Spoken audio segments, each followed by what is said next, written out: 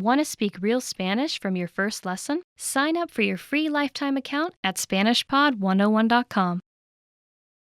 Hola, bienvenidos a tu clase de español. Soy Brenda Romagnello, tu profesora.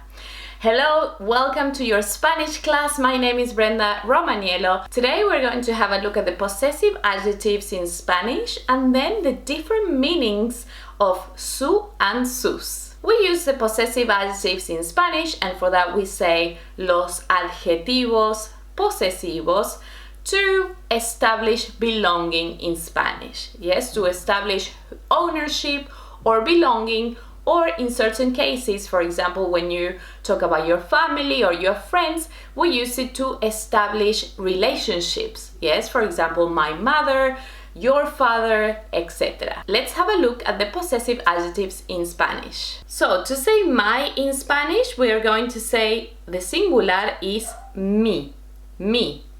And the plural form is mis, mis, mi, mis.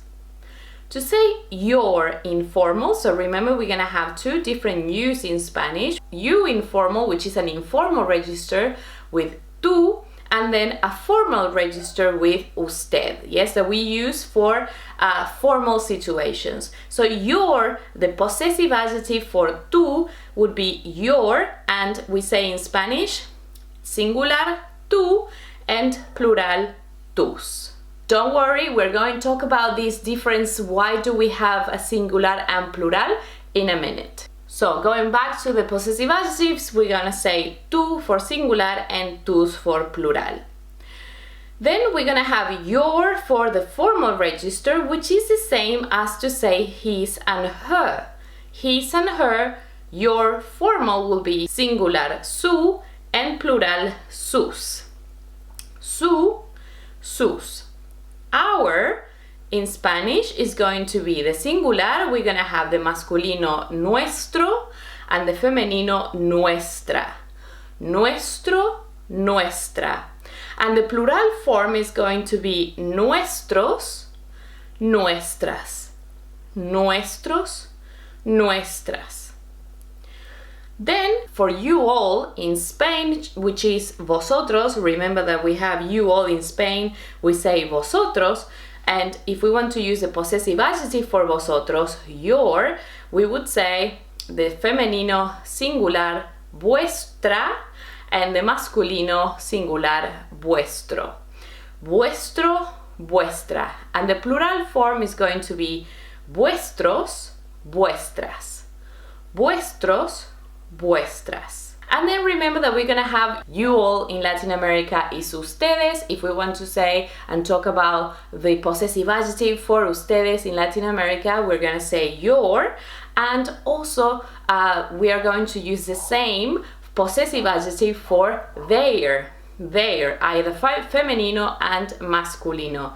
And we're gonna say the singular is su and the plural sus.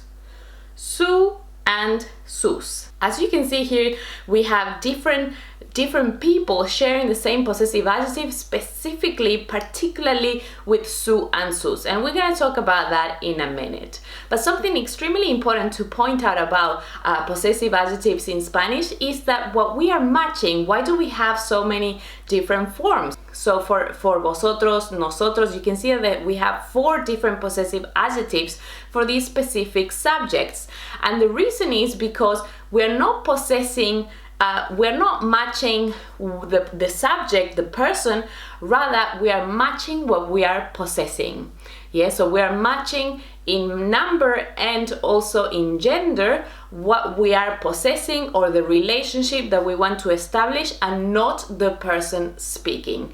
Let's have a look at some examples so you can see exactly what I mean. So remember, we match the possessive adjective in gender and number with what we possess instead of the person speaking.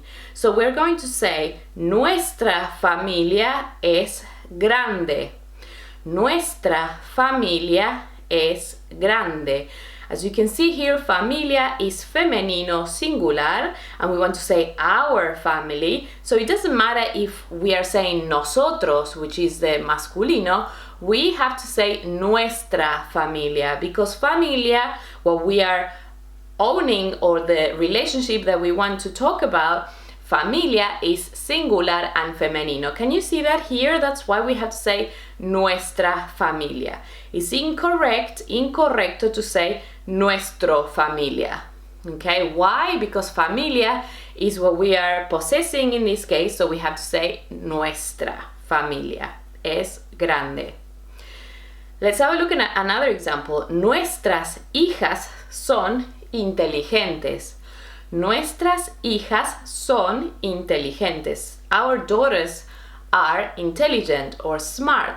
As you can see in this case, what we are possessing or what we're talking about is hijas, which is in the plural femenino form.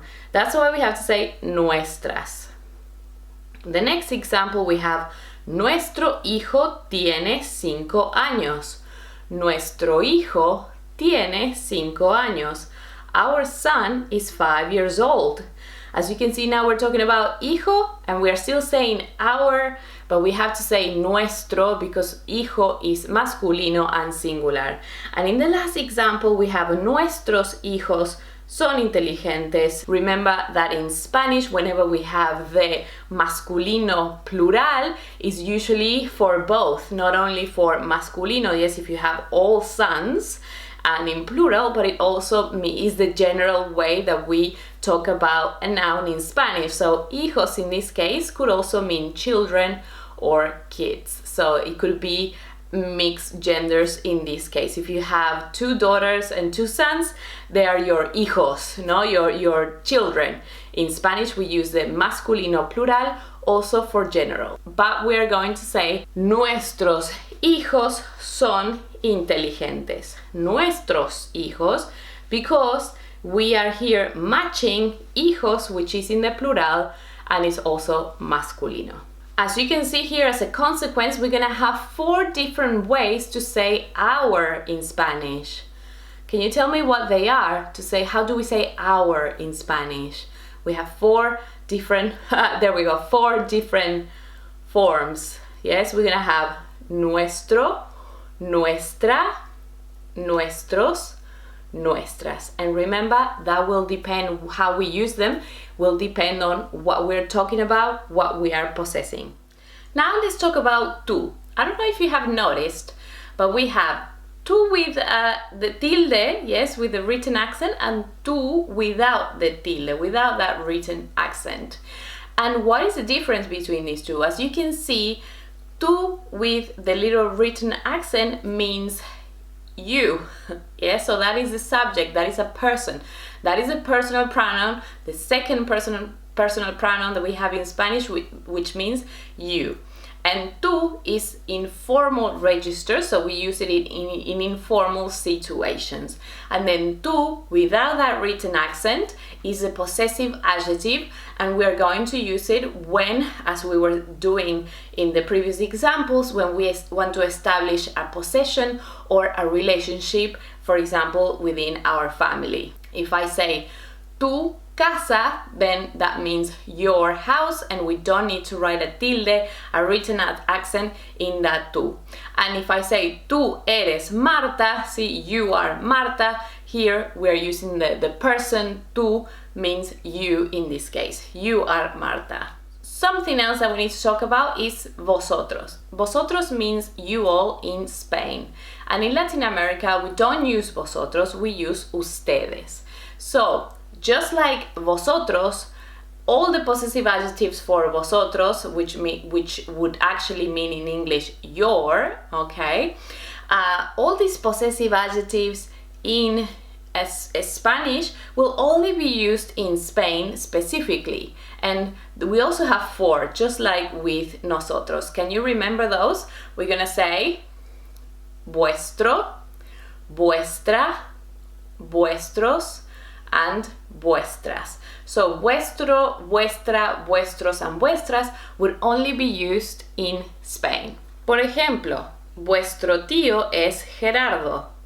Vuestro tío es Gerardo. So your uncle is Gerardo. Vuestra profesora es Romina. Vuestra profesora es Romina. Your teacher is Romina. Vuestros carros son grandes. Vuestros carros son grandes. Your cars are big. Vuestras amigas son guapas. Vuestras amigas son guapas. Your friends are good looking. The meaning of su and sus depend on the context and could mean his, her, your for formal register, your for the plural, and also their. Let's have a look at some examples. Tengo novio. Su nombre es Javier. As you can see here, context will help us a lot to have a look at what these su or sus mean. If you say tengo novio, that means I have a boyfriend. So we know that when I say su nombre, I'm referring to the boyfriend. So in this case, we know that su means his name is Javier. Let's have a look at another example. Nuestra abuela es Gladys. Nuestra abuela es Gladys. Su esposo es José. What do you think su means here? Nuestra abuela es Gladys. Our grandmother is Gladys. And then we're talking about her husband. Yes, so we're gonna say her husband is José. Mucho gusto, señor. ¿Cuál es su nombre? ¿Cuál es su nombre? What do you think su means here? Mucho gusto, nice to meet you, sir. What is your name? And this is a formal situation, it means your. Ustedes son de Francia. Ustedes son de Francia. Sus nombres son franceses. Sus nombres son franceses. As you can see here, context, we have ustedes. So we know that sus nombres son franceses, see? So your names are French. Are you from France? Yes. We know that your names would be sus in this case. And the last one, tengo tres hijos. Sus nombres son María, Pedro y Luis. Again, when we say tengo tres hijos, and then we are naming these children, yes, I have 3 kids, and now I'm talking about their names, we're talking about their. So sus in this case means their. Their names are María, Pedro, and Luis. Muy bien, es hora de practicar. Vamos a hacer algunos ejercicios. Now it's time to practice. Let's do some exercises. Completa los espacios en blanco con el adjetivo posesivo correspondiente. So now you have to fill in the blanks with the corresponding possessive adjective.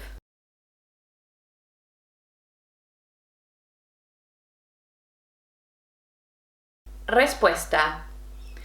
Ella es mi mamá. Ellos son mis padres. Nuestra familia es muy grande. Tu abuela es muy dulce. Pedro y Luis son nuestros tíos. Sus primos son muy amables. Su abuelo es Manuel y sus tías son Julia y Ana. Su hermana es Clara. Mi prima Sofía es muy bonita. Su hermano mayor es Germán. Vuestra hermana es Rosa. Vuestros tíos tienen una casa grande en Madrid. Okay, so that is all for today. I really hope that now you understand how to use the possessive adjectives in Spanish. Thank you very much for watching this class. Muchísimas gracias y nos vemos en la próxima. I will see you next class. Adiós, hasta luego. Hola, soy Brenda Romagnello, tu profesora de español. Hi, my name is Brenda Romagnello and I'm your Spanish teacher. Today we're going to have a look at some basic conversation questions and answers to talk about you and your family. One of the common questions that always come up whenever you're having a conversation with Spanish speakers is about you and your family. Who do you live with?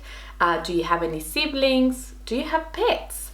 all these sort of questions are basic conversational questions that always come up whenever we are talking to people in general, and that is not the exception when you're talking to Spanish speakers as well. Today I'm going to help you to know what questions these questions are, so that you can also ask your Spanish friends when you're in conversations with them, and then we'll have a look at potential answers so that you can also improve your Spanish and your communication and conversational skills. As you're going to talk about you and your family, let's have a look at some vocabulary for family members in Spanish. Repeat after me. Repite después de mí. Madre, madre. Mamá, mamá. Padre, padre. Papá, papá. So the difference between madre and mamá, padre and papa is of course that madre and padre are a little bit more formal and mamá y papá are a little bit more informal. Hijo, hijo, hija, hija. Remember, in Spanish the H is silent, so as you can see in hijo and hija we don't pronounce the H here. It's not hijo or hija, yes, it's just hijo, hija. Hermano, hermano, hermana, hermana. Tío, tío, tía, tía. Sobrino, sobrino, sobrina, sobrina. Primo, primo, prima, prima. Abuelo, abuelo, abuela, abuela. Bisabuelo, bisabuelo, bisabuela, bisabuela.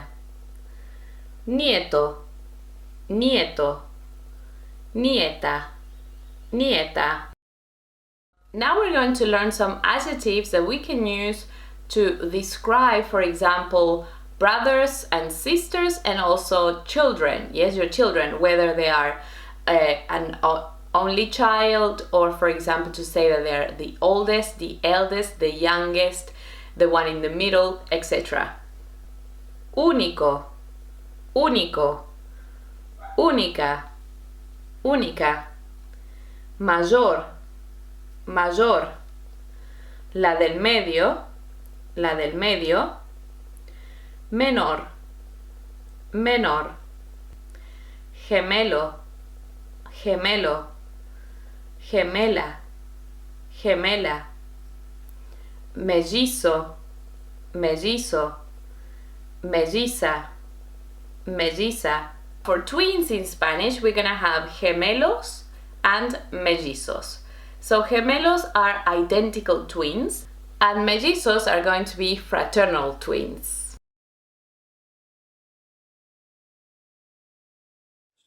Let's see how we can use this vocabulary in sentences to describe your family members, especially when we're talking about sons and daughters. If you want to say you are an only child, or if you are the oldest or the youngest, if you have older siblings or younger siblings. Por ejemplo, soy hijo único, soy hija única. ¿Sí? I'm an only child. Soy la hija mayor. Soy el hijo del medio. Soy la hija menor. Tengo un hermano mayor. Tengo una hermana mayor. Tengo dos hermanos menores. Tengo dos hermanas mayores. Soy la hija del medio. Tengo un hermano mayor y una hermana menor. Sí, aquí hija es opcional. Here, hija is optional. You can say soy la del medio. Soy el del medio. Sí, I'm in the middle. Tengo un hermano mayor y tengo una hermana menor. See, be careful here also when you say hermano. When you want to say a brother, we have to say un hermano. Es incorrecto. It's incorrect to say uno hermano. So those are basically your immediate family members. Now let's have a look at your in-laws, or when you get married or when people get married, what are the relationships, these new family additions, and how to say those in Spanish. Suegro, suegro, suegra, suegra. So suegro is father-in-law, suegra, mother-in-law. Nuera, nuera is just the femenino form, and that means daughter-in-law. Yerno, yerno, yerno is son-in-law. Esposo, esposo, esposa, esposa. Ex-esposo, ex-esposo, ex-esposa, ex-esposa. Marido significa husband, so it's a synonym of esposo, and mujer is wife, and it also, remember, a synonym is esposa. Prometido, prometido, prometida, prometida. Sí, prometido is fiancé and prometida fiancé. Novio, novio, novia, novia. Amante, madrastra, madrastra. Padrastro, padrastro. Okay, that's a long list of vocabulary, but that's basically all the family members that you can possibly have, most family members that you can have in Spanish. ¿Cómo es tu familia? What is your family like? In Spanish, whenever we want to say something general, for example, children or kids, or if you want to talk about your grandchildren, or if you want to talk about your parents, etc., we're going to use the masculino plural for a general in Spanish. If I ask, ¿tienes hijos? Do you have sons? Yeah, will be the literal translation, because we know that hijo is son in the singular and masculino, so then hijos will probably mean sons, yeah, so the plural for the hijo. But in Spanish, if it's in a question, it means, do you have children? Okay, do you have children? It could be both sons and daughters. Let's have a look at another example. ¿Tienes hermanos? ¿Tienes hermanos? Here we are using the plural masculine hermanos for general information. We aren't asking if you have brothers, but rather if you have siblings. So a possible answer to this would be sí. Tengo dos hermanos y dos hermanas. Tengo dos hermanos y dos hermanas. Yes, I do. I have two brothers and two sisters. So in this case, even if we're asking for hermanos, yes, the general would be we're asking for siblings. So if you have brothers and sisters, you need to specify both. Let's say that if you want to talk about your siblings and you only have one, then you are going to use the non-specific article a, yes, or an in English. We're gonna say un or una, un and una, which also means one in Spanish, okay? So you can say, tengo un hermano, see, I have a brother, or I have one brother. Tengo una hermana, I have a sister. So remember, that is not correct to say uno before the masculine singular noun. So you cannot say tengo uno tío, tengo uno hermano, tengo uno primo. You have to say un here. Tengo un tío, tengo un hermano, tengo un primo. Now, if you have many siblings, you can use mayor for older and menor for younger. Remember to place the adjective after what we are describing, so be careful with the plural form. Let's have a look at an example here. Tengo un hermano mayor y una hermana menor. Sí, tengo un hermano mayor y una hermana menor. I have an older brother and a younger sister. Tengo dos hermanos mayores. Tengo dos hermanos mayores y dos hermanas menores. Y dos hermanas menores. Tengo dos hermanos mayores y 2 hermanas menores. I have 2 older brothers and 2 younger sisters. So as you can see here, we're saying dos hermanos in the plural. See, I have 2 brothers, older brothers. So we have to say mayores, and then I have 2 younger sisters, hermanas menores. Muy bien, perfecto. Now let's move to the part where we ask basic questions about you and your family in Spanish. Pregunta número 1. ¿Con quién vives? ¿Con quién vives? Who do you live with? ¿Con quién vives? Here are a few possible answers. Respuestas posibles. Vivo con mi esposo o vivo con mi esposa, vivo solo, vivo sola, vivo con mi familia, vivo con mis padres, etc. Pregunta número 2. ¿Tienes hermanos? ¿Tienes hermanos? Do you have siblings? You can answer this question in an affirmative way and you can say, sí, tengo un hermano y una hermana. Yes, I have a brother and I have a sister. Or if you want to give a negative answer, you can say, no, no tengo hermanos. No tengo hermanos. So pay attention here that we have 2 no's in this answer. We're gonna have no, the first one, because we're answering to the question. ¿Tienes hermanos? No. See, do you have siblings? No. No tengo. See, I don't have. So the second no is to negate the verb. No, no tengo. No, I don't. Pregunta número 3. ¿Tienes tíos? ¿Tienes tíos? So here, remember, we're using the masculino plural for general, and that means, do you have aunties or uncles? Respuesta afirmativa, sí, tengo un tío y una tía.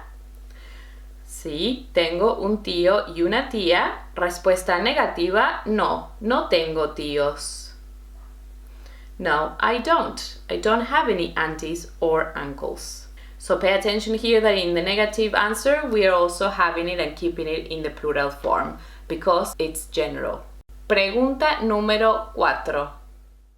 ¿Tienes primos? Do you have cousins? Sí, tengo 8 primos y una prima. Yes, I have 8 cousins and 1 cousin. So remember that in Spanish we're gonna have female cousins and male cousins. So 8 primos is male cousins and una prima would be a female cousin. Respuesta negativa, no, no tengo primos. Pregunta número 5. ¿Tienes hijos? Sí, tengo un hijo y una hija. No, no tengo hijos. Pregunta número 6. ¿Tienes sobrinos? Sí, tengo 3 sobrinos y 2 sobrinas. So remember, sobrinos is going to be nephews and sobrinas nieces. Y la última pregunta es la pregunta número 7. This is the last question. ¿Tienes mascotas? Sí, tengo un perro y una gata. Yes, I have a dog and a cat, a female cat. But if you have a male cat, then you have to say, sí, tengo un perro y un gato. And la respuesta negativa, no, no tengo mascotas. And something important to remember for your conversations in Spanish, when we have a conversation, if we have things in common, instead of repeating it, see, for example, if someone has a pet, yes, they have a dog, sí, tengo un perro, instead of you saying, yo tengo un perro, you can say, yo también, me too, yo también. And then if they say, for example, no tengo mascotas, I don't have pets, then instead of repeating, if you don't have pets either, then you can say yo tampoco, me neither, or neither do I. Fabuloso. Good job. Thank you so much for watching today's class. And now I want you to comment below answer to these two questions that I would love to know about you from the questions that we had a look into today. Number one, número uno, ¿tienes hermanos? Let me know if you have siblings. And number two, ¿tienes mascotas? Do you have pets? Let me know in the comments below using the answers that we have learned today. Muchísimas gracias por ver esta clase. Thank you so much for watching and I will see you next class. Adiós. Hola, ¿cómo estás? Mi nombre es Romina. Soy tu profesora de español para la clase de hoy. Hi, ¿cómo estás? How are you? My name is Romina. I'm your Spanish teacher for today's lesson. En la clase de hoy voy a explicarte los pronombres demostrativos en español. For today's lesson, I'm going to teach you the demonstrative pronouns in Spanish. So first things first, what is it? What is a pronoun? Pronouns are words that replace nouns, and the idea is to avoid repetition. Demonstrative pronouns, as their name indicates, demonstrative comes from Latin and it means to show, to pinpoint. So basically, the demonstrative are a specific category of pronouns that what they do is they pinpoint exactly what we're talking about, okay? So basically we use them a lot when we are pointing out things, okay? Vamos a ver esto con un ejemplo. Es mucho más fácil de comprender con un ejemplo. So we're going to see this with an example because obviously it's a lot easier to understand with an example. Qué lindas flores. Estas me gustan mucho. Lovely flowers, oh, what a beautiful flowers. I like these ones very much. So in this example, estas is the demonstrative pronoun which is replacing flores. It is replacing the word flowers in the second sentence. What estas is doing is to pinpoint exactly which flowers are the ones that I like very much. Which flowers out of all the flowers I'm surrendered with are the ones that I like very much. Another thing is to use this demonstrative pronoun, estas, to avoid the repetition of the word flores in the second sentence. So another thing for you guys to notice in this sentence, is in this example, is the fact that I'm mentioning the word flores in the first sentence. So when I'm using the word estas, you already have a context. You already know what I'm talking about. Bien, continuamos. Let's continue. Did you notice the ending of estas? ¿Has notado la terminación de la palabra estas? Esa terminación AS, the ending in AS? ¿Qué es eso? What is that? So, estas está en femenino y plural. So, estas is in the feminine form and also in the plural form. So, the reason for this is because the demonstrative pronouns in Spanish have to match with the noun they're replacing in gender and in number, okay? Las flores, because the flowers are, it's a feminine and a plural word, okay? I'm going to have to use estas to replace it because that's also in feminine and plural. I believe that this is what makes the pronouns in Spanish just a little bit more difficult than English, if you compare it with English. And this is because in Spanish we have 4 options to select from, right? Depending if it's masculine, feminine, singular, or plural, okay? So if it's masculine and singular, you're going to use este, the very first example, este, the very first word, sorry. If it's masculine and plural, you're going to go estos, and then if it's feminine and singular, you're going to say esta, and plural is estas. Let's practice the pronunciation. Este, estos, esta, estas. In Spanish, another complication that we have is the distance, okay? So depending on how far away we are from the object that we're referring to, that we're talking about, we are going to use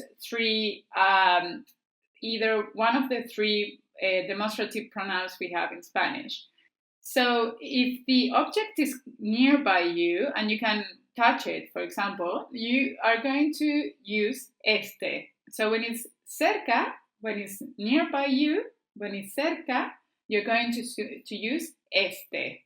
But if the object that you're talking about is very far away from you, you're going to be using aquel. So, si el objeto está lejos, so lejos means far. If it's far away from you, you're going to use aquel. So if the object is somewhere in between, it's not too close and it's not too far away from you, then you're going to use ese. We have three options, while in English we have only two. So I believe that the closest translation you have for this is that este is translated as this, while ese and aquel are translated usually as that, but I think aquel is mostly translated as that one over there.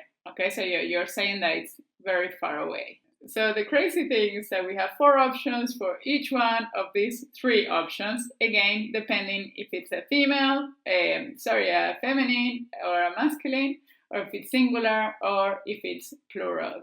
Okay, don't forget the translations. These, that, those, that one over there, those ones over there. Vamos a practicar la pronunciación, okay? Let's start with the very first ones, okay? The ones at the very top of your screen. Repite, por favor. Please repeat after me. Este. Este. Esta. Esta. Estos. Estos. Estas. Estas. Vamos con el siguiente cuadro. Let's move on to the next chart, the next table. Ese. Ese. Esa. Esa. Esos. Esos. Esas. Esas. Ahora vamos al tercer cuadro. So now we go to the third table. Aquel. Aquel. Aquella. Aquella. Aquellos. Aquellos. Aquellas. Aquellas. Please remember that because I'm from Argentina, my pronunciation is a little bit different, and for the double L, I will say aquella, no? So in other countries of, just remember that in other countries of Latin America and in Spain as well, the pronunciation will be different, and instead of aquella, you will hear people saying aquella. Okay, let's practice that pronunciation for a second. Vamos con el femenino singular. Let's start with the feminine and singular. Aquella. Aquella. Aquellos. Aquellos. Aquellas. Aquellas. In this lesson, I'm just teaching you the demonstrative pronouns that are feminine or masculine, okay, that belong to these grammatical genders in Spanish. I want you to know that there is a third gender. There is another gender in Spanish, which is the neutral gender. Okay. However, these are just a little bit more complicated. Okay. Demonstrative pronouns of the neutral gender are just a little bit difficult at this stage to be understood or used. So this is something that we prefer to teach you later on in your Spanish journey. Okay. So just be patient. It will come eventually. Un poco de paciencia.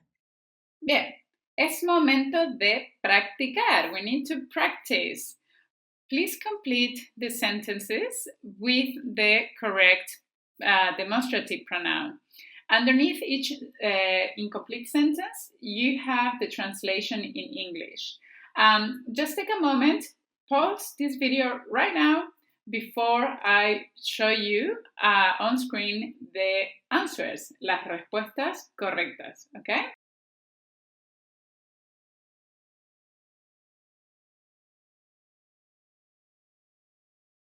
Muy bien, vamos a ver las respuestas. Okay, very good. We are going to see the answers. Let's check out the answers. Número 1. Esta copa es mía. Esa es la tuya. Número 2. Aquel que está al final de la calle es mi auto. Número 3. Estas son mis hermanas. Se llaman Agustina y Julieta. Número 4. Esos son mejores que estos. Número 5 y final. So this is the last one. Este es mi papá. Esa es mi mamá. Y aquellos son mis abuelos. Bien, amigos, es el final de la clase. Muchas gracias por ver esta lección.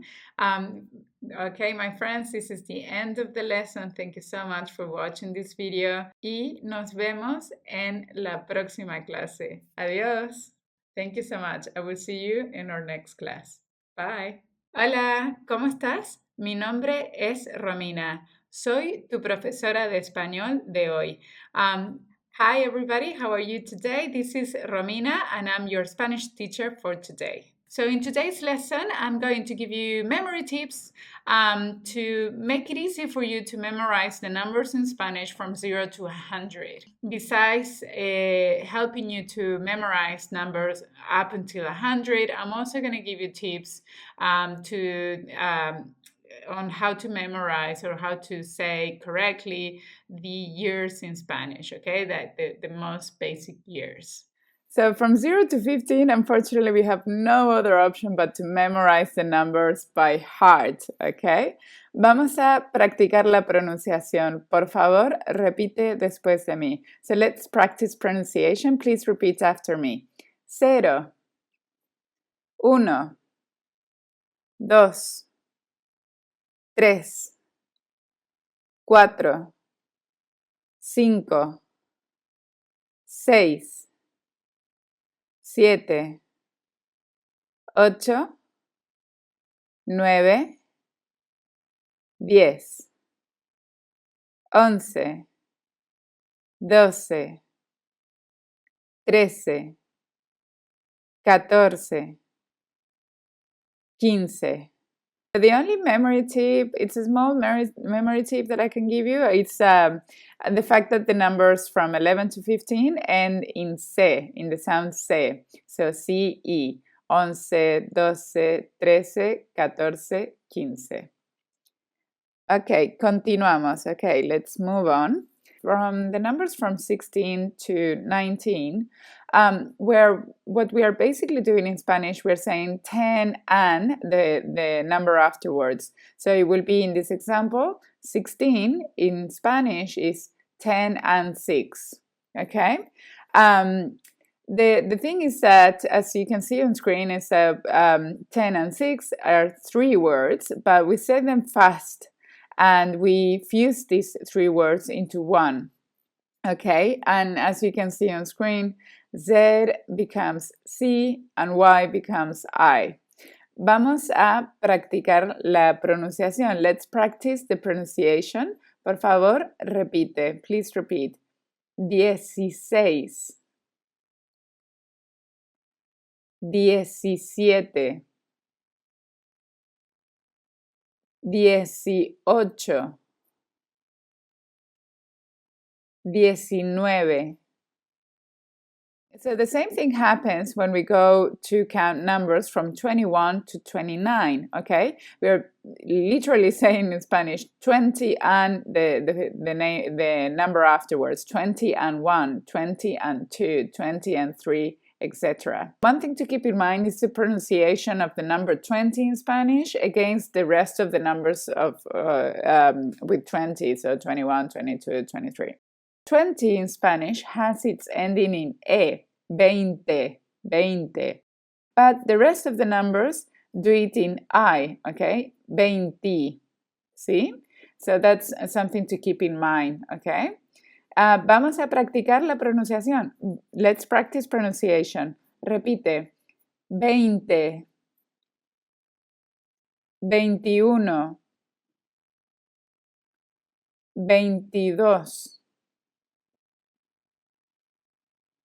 23, 24, 25, 26, 27, 28, 29. Again, in this example, with these numbers, you can see that the 3 words 20 and 1 are fused into one word, okay? We say that very quickly, and then the vowel E and the consonant Y kind of fuse together into I, okay? So here you can already see that it's very important to know by heart the numbers from 1 to 9 because you're actually using them all the time. I believe that from this point onwards, numbers in Spanish becomes, it gets easier to memorize the numbers in Spanish. Numbers get easier from this point onwards because we are using the exact same structure I was mentioning before about 20 and 1, 20 and 2, etc. But this time we are not fusing or changing the words in any way. We have 3 words and that's the structure, that's the way we write it, okay?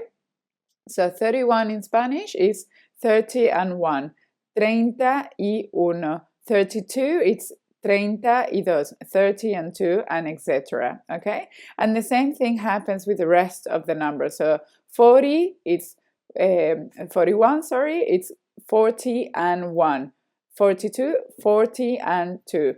41, 42, etc. So es bastante fácil. So it's fairly simple, we can say. Bien, let's practice the tens or the decimals, ¿no? Repite, por favor. Please repeat. 30, 40, 50, 60, 70, 80, 90. To make memorizing easier, you're going to notice that these numbers end in NTA, okay? They all end on the same 3 letters, NTA. So that ta sound, no? 30, 40, 50. Another thing to keep in mind is the difference between 60 and 70. It's quite common to get these 2 mixed up. So just bear in mind, 60 is 60, and 70 is 70. A lot of students also get confused with the pronunciation of 90 in Spanish.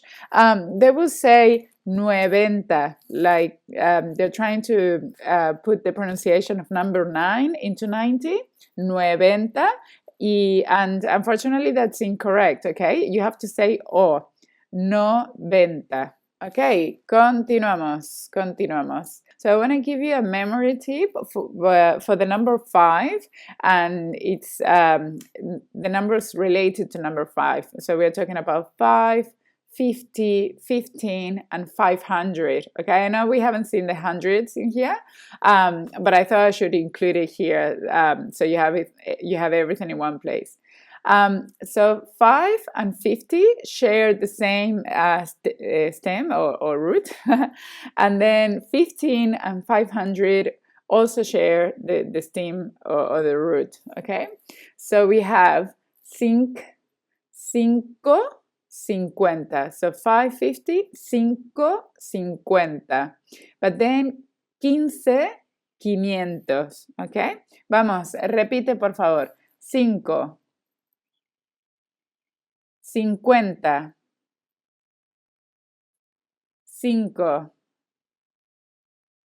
50, 15,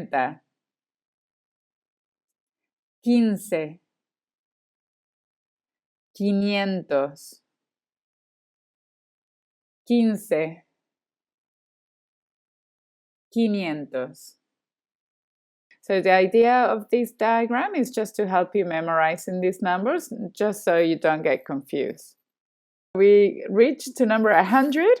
Unfortunately, I have no tips to give you for 100. Okay, so you just have to memorize it by heart. But you know, it's fairly easy. It's only how many? 4 letters.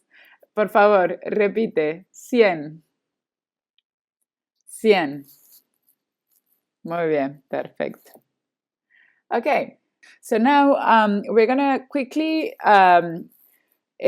go through how to pronounce the years in Spanish, but obviously I'm not going to teach you how to say every single year from 0 to the infinite, because it will end up being a very long video. But I'm going to teach you the 2 most important years, especially for beginners. Okay, so that is saying 1910, 1970, 1930, or 2010, 2020, etc. This is because obviously these are the years that you're going to be using more often in the beginning of your Spanish journey. Okay, so here on the little box at the top of your screen, we have 2 examples. We have 1970 and 2010. Okay, let's pronounce 1970 in Spanish. Vamos a pronunciar en español. 1970. Repite. 1970.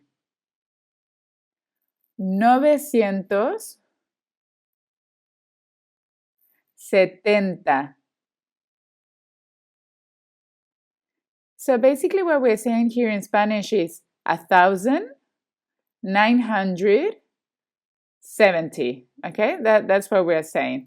Let's continue with 2010. So we're saying in Spanish 2010. That's what we're saying. Okay, repite. 2010. 2010. Okay, perfecto. So the structure is fairly easy. For 1900, you just put whatever number follows after that, right? So you want to say 1010, 1910, 1920. So you just say 1900 plus 10, right? So 1910.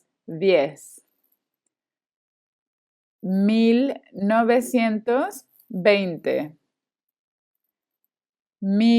1930, etc. Okay, and the same thing with 2000. Okay, just say the number at the end.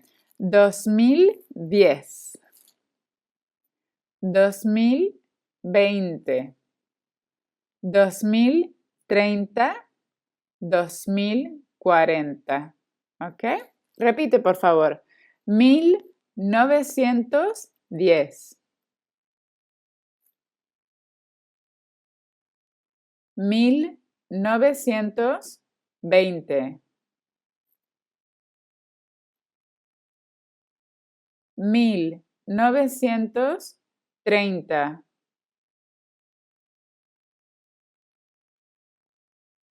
1940. 2010. 2020.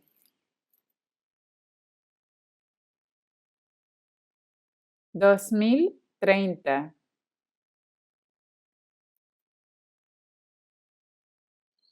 2040.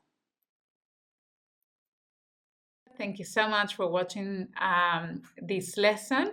Muchísimas gracias y nos vemos en la próxima clase. Thank you so much and I will see you on our next class. Adiós. Want to speak real Spanish from your first lesson? Sign up for your free lifetime account at SpanishPod101.com. Hola, this is Brenda, your Spanish teacher. Today we're going to have a look at the difference between ser and estar, but specifically to talk about locations compared to events.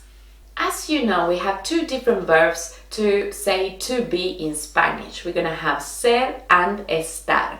So because we only have one verb in English, we need to learn when we use one verb and when we use the other verb in Spanish. One of the things that are very distinctive between these two verbs in Spanish is that we're going to use el verbo ser to talk about events. Anything that is related to the event, including the location, will use el verbo ser and not estar. And for locations in general, just to say where things or yourself or other people are located, then we're going to use el verbo estar. Let's start with el verbo estar in this specific case, because we know for sure that whenever we have a location, we're going to use el verbo estar. So let's have a look at some examples. Estoy en la universidad. Marta, ¿dónde estás? Él está en el café. El banco está en la calle Colón. ¿Dónde está el baño? ¿Dónde está el restaurante? Colombia está en Sudamérica. Estamos en México de vacaciones. So you can see all these examples. We have either people or things in a location. Whenever we want to talk about a location, we're going to use el verbo estar and not ser. It would be incorrect to use el verbo ser for any of these examples. Let's talk about events. So what is an event? An event, it would be anything that is that organized. For example, an event could be a party, fiesta. It could be yes, like a party, but including a birthday party, end of the year party, any sort of party, housewarming party, anything party. It could be a concert or a play, a movie, etc. For anything that is an event, we'll use the verb ser and not estar, including the location. Let's have a look at this example. La fiesta es el viernes. La fiesta es a las 8 de la noche. La fiesta es en mi casa.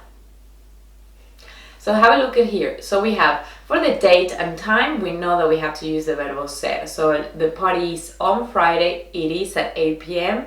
But pay attention to this. La fiesta es en mi casa. In this case, we're talking about a location, but can you see that we're using the verb ser in this case? And that is because we're talking about the location of the event. I'm not asking where your house is, I'm asking, or we're giving information about the location of the party, the event itself.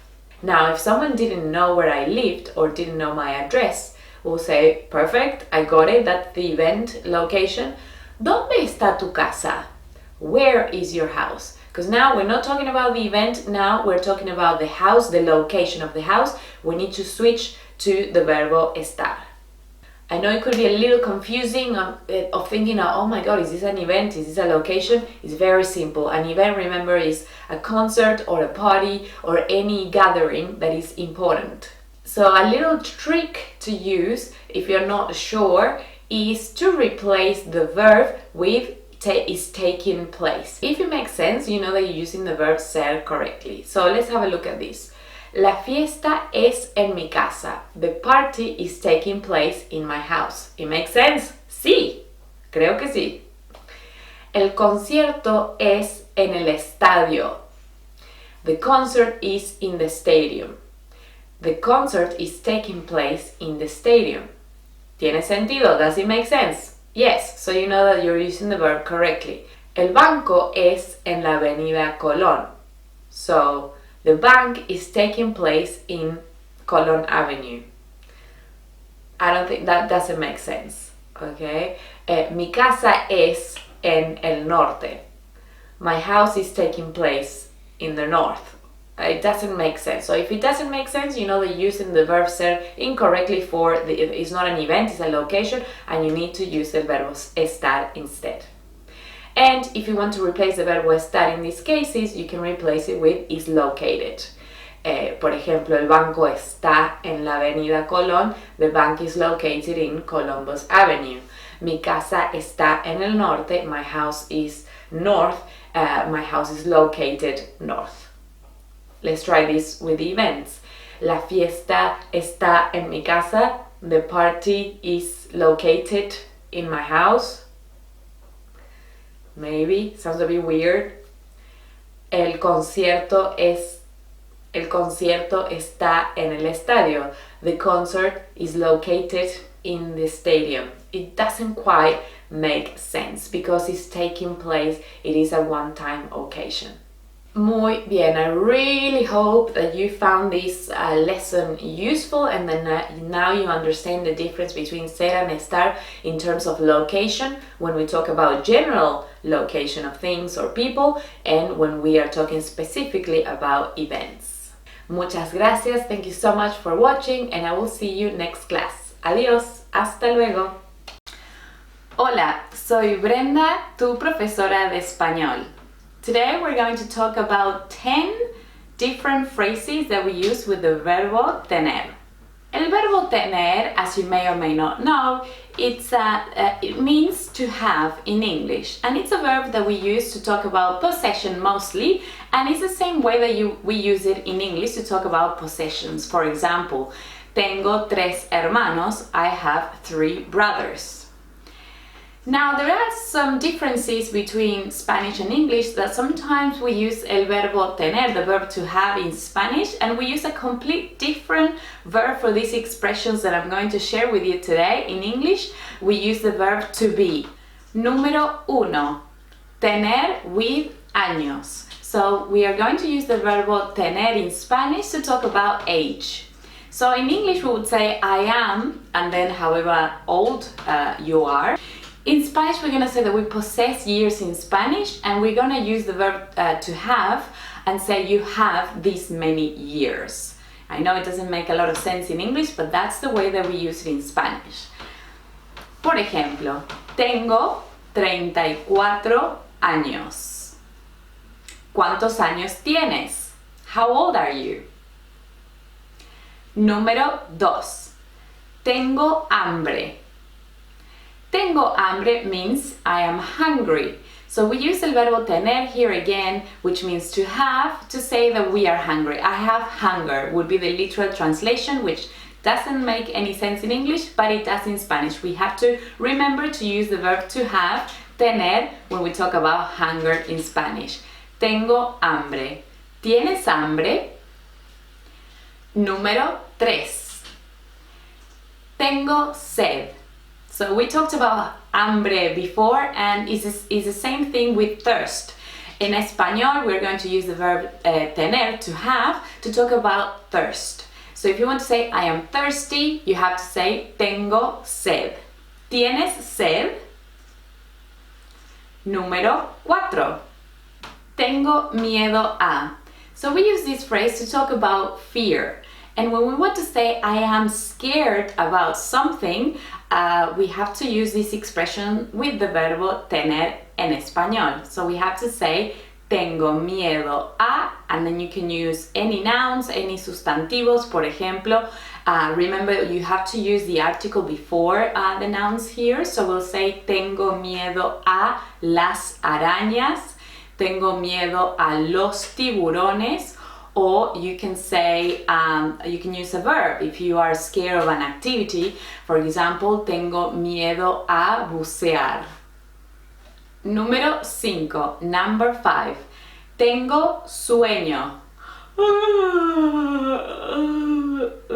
Tengo sueño.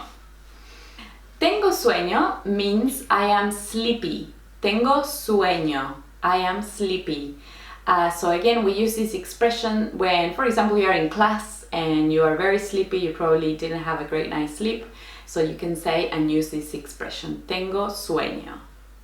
Now be careful, some of my students use it in the plural form, tengo sueños, and in that case, sueños would mean dream. So I have dreams, right? So in this case, it is a possession. We're talking about the dreams that you have, kind of like goals, but if you want to say that you're sleepy, then use it in the singular form, tengo sueño. Número 6, number 6, tengo prisa. Tengo prisa. Tener prisa significa to be in a hurry. So I am in a hurry would be tengo prisa. I am in a hurry. So we use this expression, for example, when you're going to work and you're running a little bit late, or when you're going to the airport to catch a plane, if you're going to a meeting or to the gym, anything that implies a schedule and you're running a little bit late, you can use this expression, tengo prisa. Yeah, so for example, if you're running to someone in the middle of the street as you are going or getting late to a different location, you can say, lo siento, tengo prisa. I'm sorry, I'm in a hurry. I have to go. Número 7, number 7. Tener calor. To be hot. Tener calor significa to be hot, but not as I am like, ooh, I'm good looking. Oh yeah, no. Tener calor significa in terms of the weather and the temperature when it's hot. I think we in English you say, oh, I'm hot. Sometimes I think we say more like it's hot as to talk about the weather and not yourself, right? So tengo calor significa it's hot, I am actually hot, it's really hot. Número 8, number 8. Tener frío. Tener frío significa to be cold, which is the opposite of the previous one that we said before. We talked about tener calor. Tener frío es lo opuesto. So tener frío is the opposite of tener calor. So tener frío is the same. We use it to talk about the weather and how it makes you feel this temperature, and we say tengo frío, I am cold. Número 9, number 9. Tener ganas de.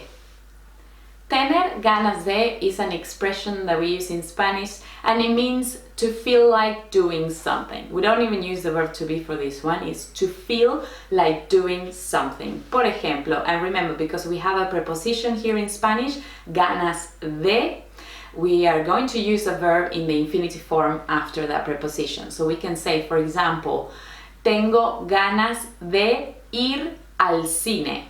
I feel like going to the movies. Tengo ganas de bailar salsa. I feel like dancing salsa.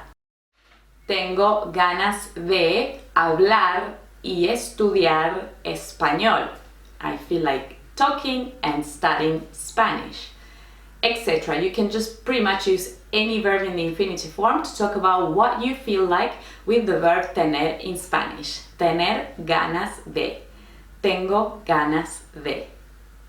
Número 10. Number 10.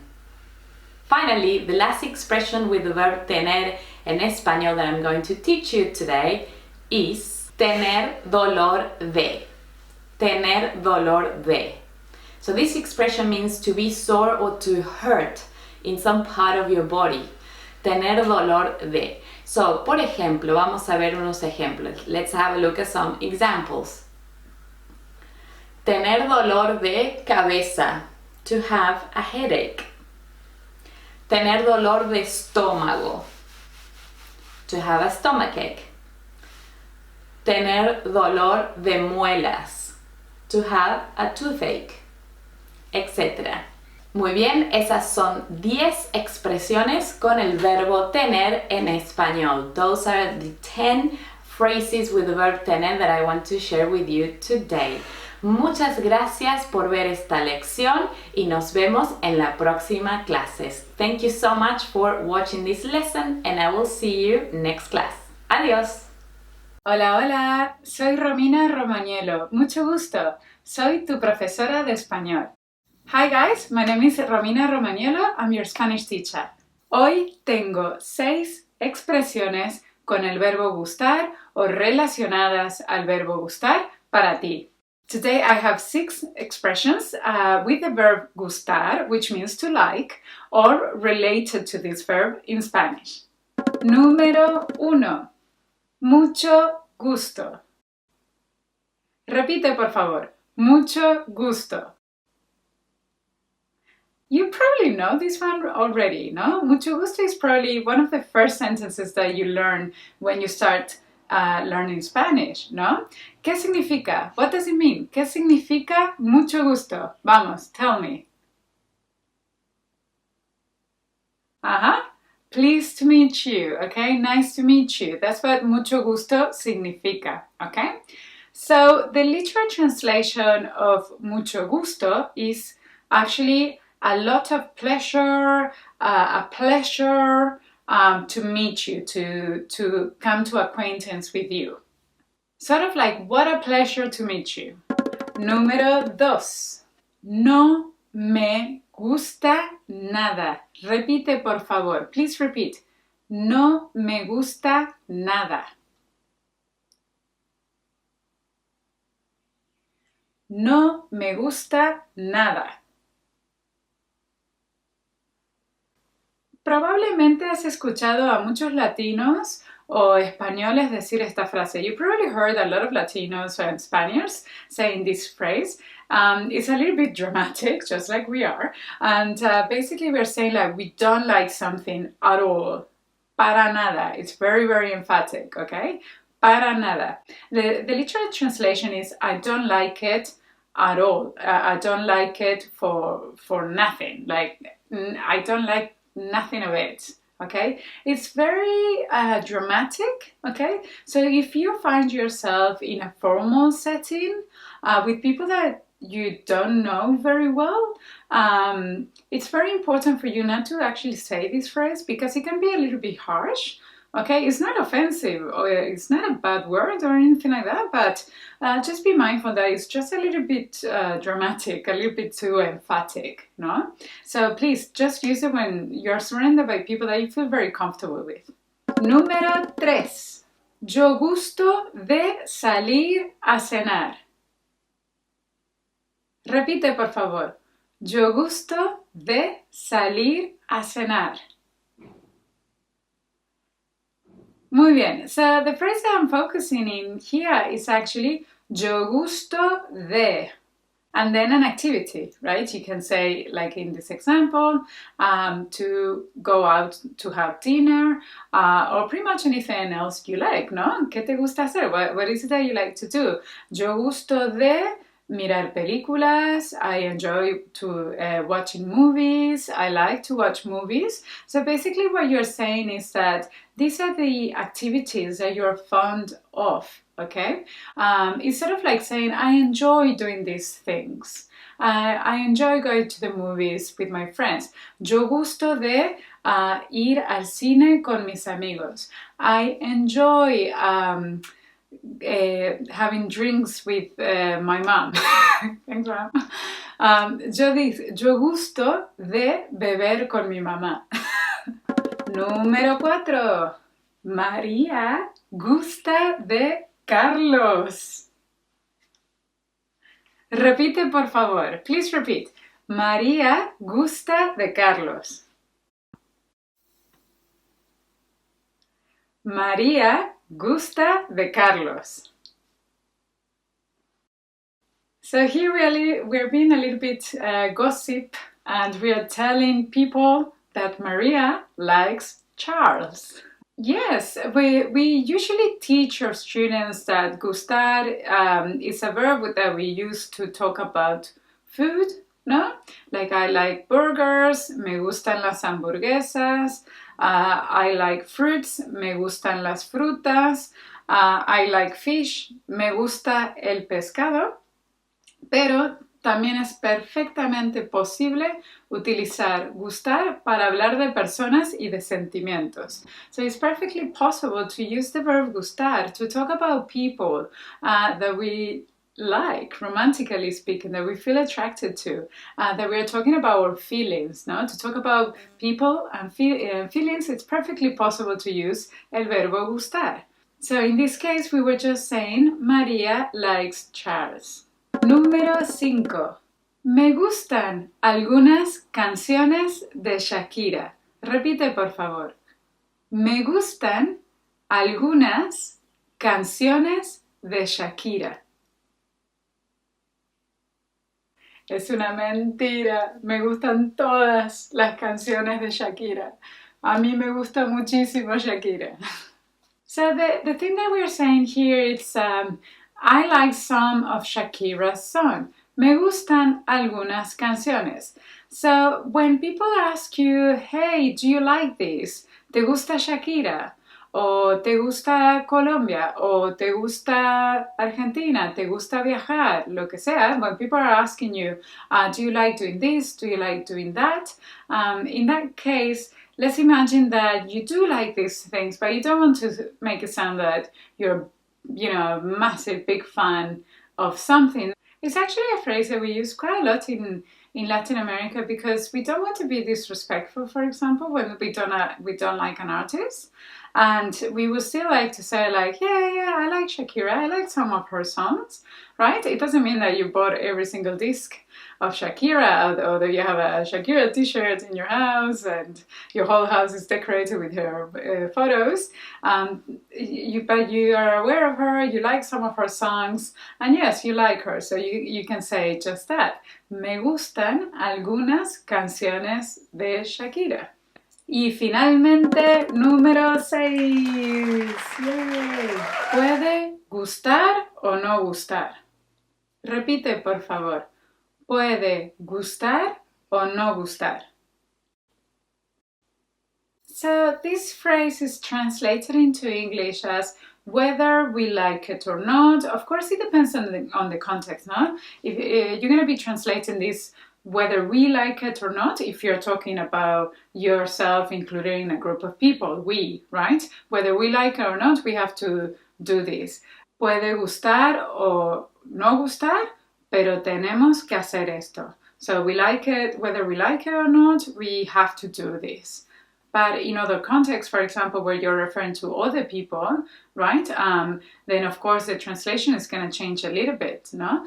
Let's say, for example, puede gustar o no gustar, pero la gente necesita pagar sus impuestos. Whether people like it or not, they will have to pay taxes. They have to pay their taxes. People need to pay their taxes. Muy bien, es el final del video. Muchísimas gracias por ver esta clase. It's the end of our video. Thank you so much for watching this lesson. I want to hear from you if you have any questions. Let me know down below, okay? In the comments down below. Si tienes preguntas, por favor, me dejas un mensaje en los comentarios. Y también yo quiero saber de ti. I want to know from you. ¿Ya conocías estas frases? Did you know these phrases already? Which ones did you know? Okay, let me know in the comments. And if you know any other phrases that you heard in Spanish related to the verb gustar, I will also love to hear that from you. Muchísimas gracias y nos vemos. Adiós. Hola, mi nombre es Romina. Mucho gusto. Hello, my name is Romina. Nice to meet you. Today I have a very good topic for you. Today we're going to talk about contracciones en español. Today we're going to talk about contractions in Spanish, Spanish contractions, okay? Which sounds painful, like giving birth, but it's not. And although contracciones sounds really difficult to pronounce in Spanish, if you practice a few times, it's not so hard. Repite. Contracciones, contracciones, contracciones. There you go. You are going to be extremely happy to learn contractions in Spanish. And let me tell you why. First, if your mother language is English, you have so many contractions in English, okay? Instead of saying I do not, you say I don't. That's a contraction. Instead of saying the whole two words, you fuse these two into one. You just say I don't. You are saving time and you're saving energy, okay? It's all about the economy of the language. That's why contractions occur. And because English is such a practical language, you have heaps of contractions to be learned, right? Same thing if your first language is Italian, or maybe you are also learning Italian alongside with Spanish. I'm not sure, I haven't learned Italian myself, but I heard that they have about like 12 or 16 contractions, okay? But in Spanish, good news, amigos, muy buenas noticias. We only have 2. Yes, only 2. Okay. So, these 2 contractions are only happening with 2 prepositions, dos preposiciones en español. La primera preposición, the first preposition that's going to have this contraction is la preposición a. It's with the preposition a, okay? This preposition will have different translations depending on the context, of course, but usually it's translated as direction to, for, it really has many translations. There are other videos where we explain the different meanings of the preposition. Definitely go back to those. Today I'm just focusing in the contractions and not quite on the meaning of each of these prepositions, okay? Just briefly, I want you to remember that usually is translated as to, okay? La otra preposición que tiene una contracción en español es la preposición de. Another preposition that has a contraction in Spanish is the preposition de, which usually means, depending on the context, of like the preposition of, the preposition of. And of course, many other meanings. Definitely go back to other videos where we explain this as well. Okay, so how this contraction works in Spanish. Basically, when either of these 2 prepositions meets with the article, the male or masculine singular article, el, which in English is going to be translated as the, when you have the preposition a plus el, okay, I have a little chart for you here. I hope you can see this clearly. So basically what's going to happen is that if you have the preposition a plus el, it becomes al, okay? Please repeat. Al, al, al. Very good. But if you have the preposition de followed by el, so in Spanish it sounds a little bit weird if you say de él, okay? Even now that I'm saying it, I feel that I'm sounding retarded. So what we do is we contract these two. The el becomes del, del, del. So that's it. Those are the only two contractions we have in Spanish. Let's practice, okay? Because if we don't practice, we forget what we just learned. Please complete the following phrases with the Spanish contractions.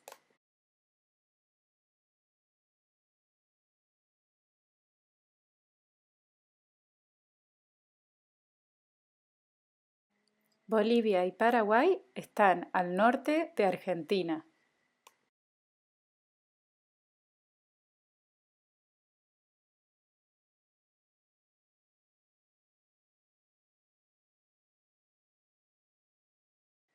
El agua del mar es salada.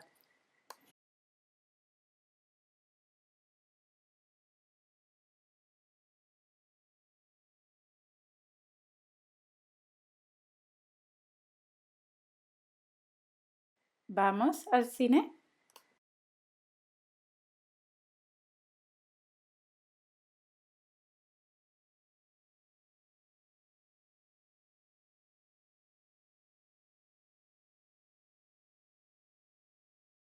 Vengo del doctor. Okay, so the contractions that we just learned are the official contractions of Spanish. What I'm trying to say is that they're widely spread in our language, okay? People say those contractions and they're grammatically correct in Spain, in Mexico, in Colombia, in Paraguay, in any country where we speak Spanish, okay? We are going to be using these contractions, okay? They are formal. They are formally accepted in our language. But we have more contractions that are not widely spread, meaning that some regions will be using these contractions and they're quite known by other people, but it doesn't mean that we all use it, and they're not accepted as such. In informal situations, for example, you wouldn't use these contractions, okay? So the first one I want to show you is the contraction of another preposition, which is the preposition para. Okay, so instead of saying the whole word, instead of saying para, we get rid of the ra, okay? Instead of saying para arriba, we say para arriba. Instead of saying para qué, we are gonna say pa qué. Repite, por favor. Pa arriba. Pa qué. Pa arriba. ¿Pa qué? They're really informal, okay? So do not use these ones if you're talking to an elderly person, if you're talking to, I don't know, someone that it's in a hierarchy higher than yourself, okay? Please don't use these ones. Another one that I found adorable in Spanish, I absolutely love it. I don't use it myself, but when I hear other people using this one in Spanish, I just love it. And it's when they drop the D between vowels, okay? For example, some dialects of Cuba, instead of saying pescado, which means fish, right? They will say pescado. Repite, pescado. Pescado. Another one is that when they're using the participle, they will drop the D as well. I've heard this quite a lot in Spain, for example, in Barcelona, I think. And this is, for example, instead of saying has comprado, have you bought the car? Has comprado el auto?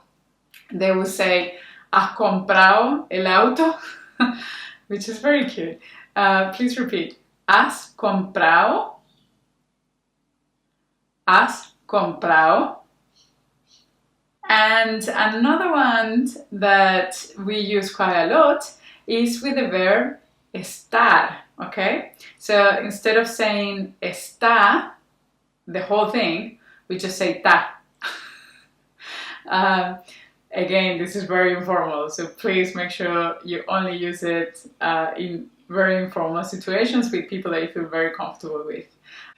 So, for example, instead of saying está bien or está mal, you're going to say está bien, está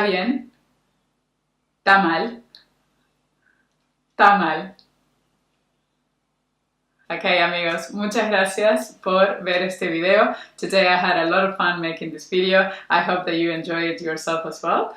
Again, muchísimas gracias for watching, and I will see you next time. Nos vemos. Adiós.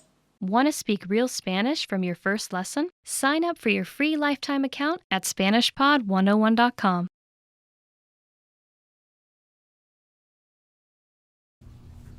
So, ¿por qué is a connector or a conjunción in the Spanish language that helps express the cause of something, that shows the cause of something? So, for example, in the sentence, a Teresa le gusta el bosque porque hay muchos árboles, that will mean Teresa likes the park because there are a lot of trees. In this case, porque is the cause, because you can translate it as that. Now, sometimes these connectors could go at the beginning of the sentence. So I could also say, porque hay muchos árboles, a Teresa le gusta el bosque. Now we will give you some alternatives of this word. The first one is debido a. Yo no pude ir al concierto debido a que se acabaron los boletos. Second one is dado que. Margarita canta muy bien, dado que ella ha ido a clases de canto desde pequeña. The third one is ya que. No he ido al gimnasio esta semana ya que me dio flojera. Exactly. Now, number 4 is a causa de. And I can use this with a noun. So, for example, hoy no podemos salir a causa de la lluvia. Now, you can also say, hoy no podemos salir porque está lloviendo, and in this case we're using the verb. So a causa de works with the nouns. So in the previous 4 alternatives, we can use the connector, the conjunción, either before the main clause or after the main clause. So remember that the connector is the one that we use to show the cause of something.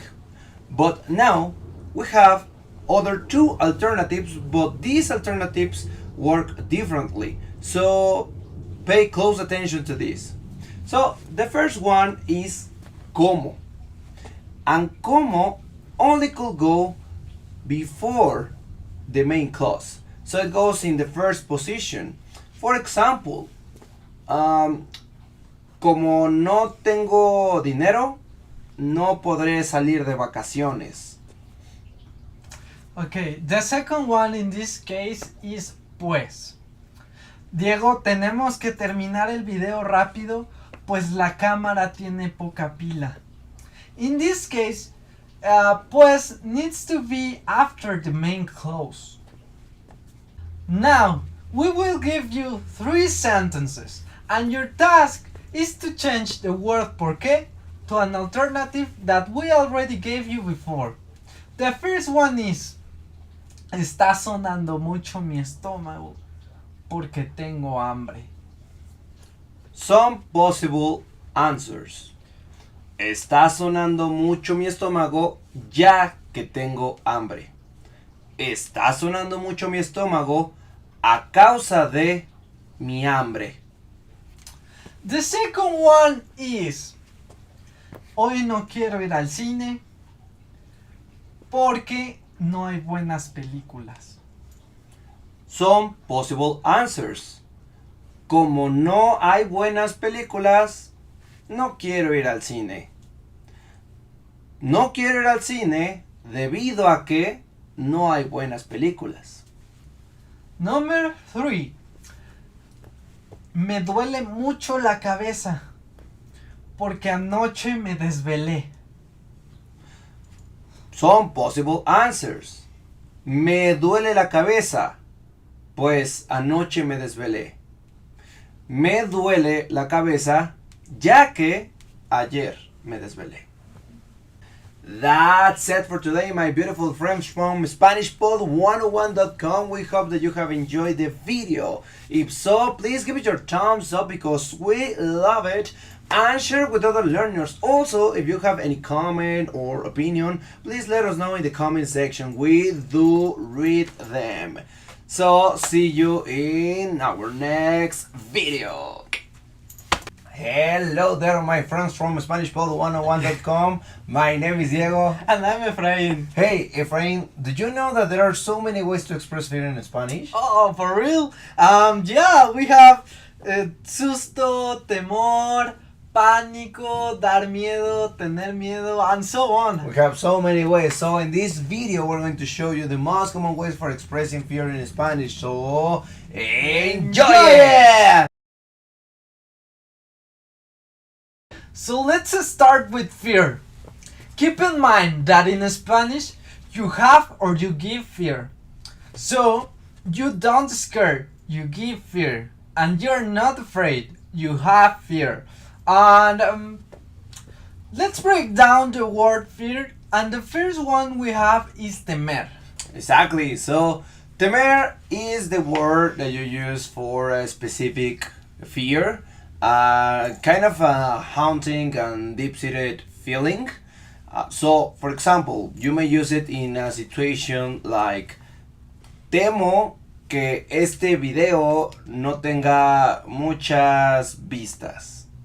And that's the same as mi temor es que este video no tenga muchas vistas. You can also use temer in kind of a formal situation, and it works the same as in English word fear or I'm afraid that. So for example, temo, imagine this, my girlfriend doesn't want to speak with me anymore because I'm afraid that I said something bad to her. So in this situation I will say, temo que le haya dicho algo malo a mi novia. Miedo, meanwhile, is a common sort of fear. So you have these fears of heights, of spiders, of the dark, and public speaking, and so on. In Spanish, you would say, me dan miedo, or tengo miedo de ellos. Remember that these things give you fear. For example, me da miedo, me dan miedo las arañas, me dan miedo los escorpiones, tengo miedo de la oscuridad, and this is miedo. Yeah, exactly. So now the next word is asustar, and that's basically what I just did.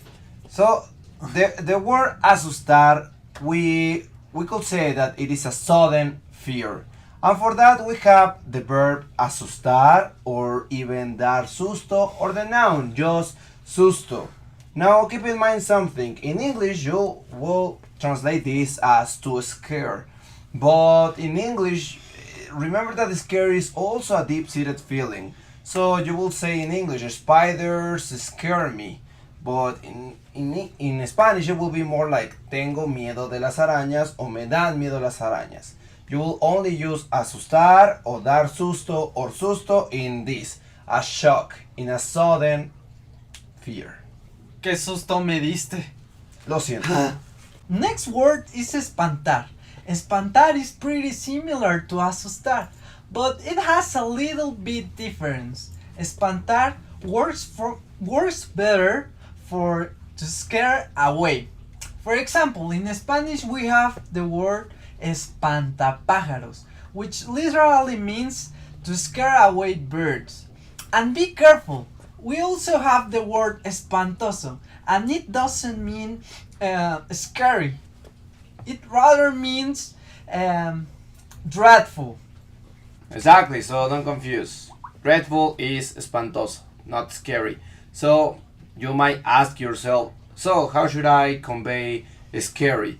So the thing is that in Spanish we don't have a specific word for scary, but you can say instead de miedo o que da miedo. So for example, if you want to say that's a scary situation, you would say es una situación de miedo o es una situación que da miedo.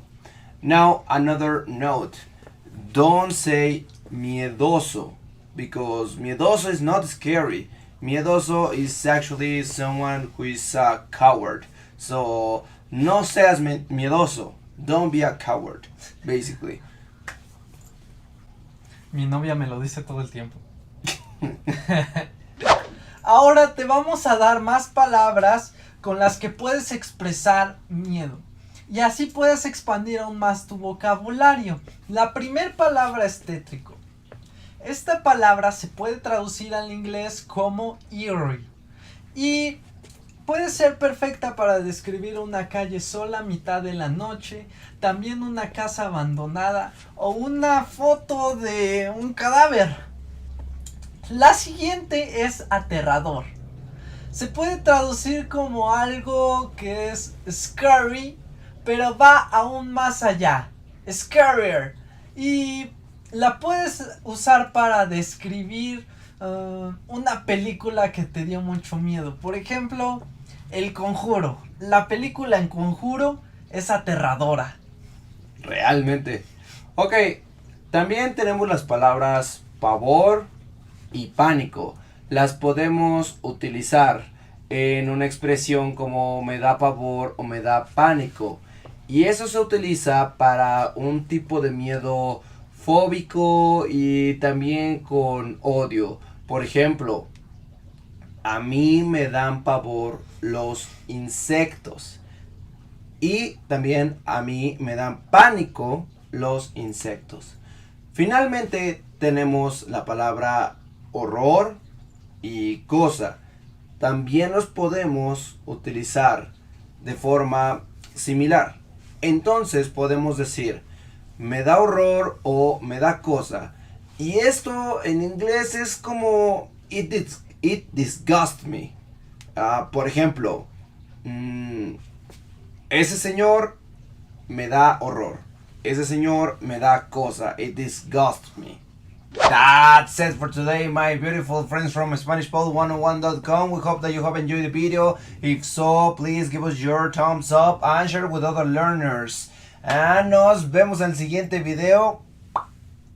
Hey there, friends from SpanishPod101.com. Once again, I'm Efrain. And I'm Diego.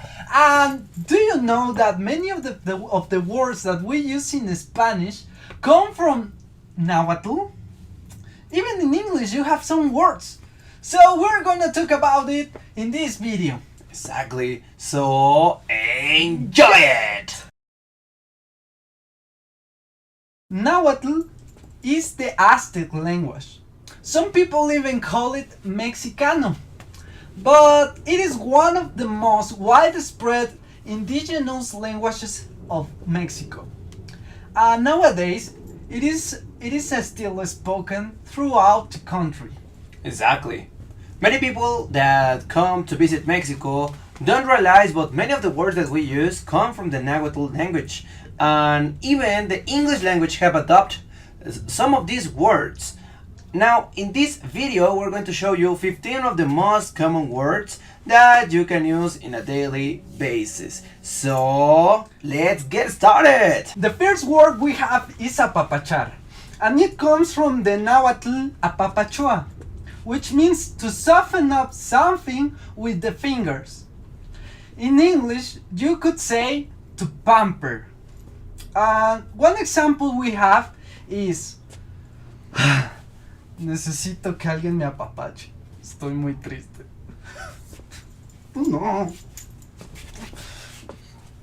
Okay, So the next one is aguacate, which comes from the Nahuatl aguacatl.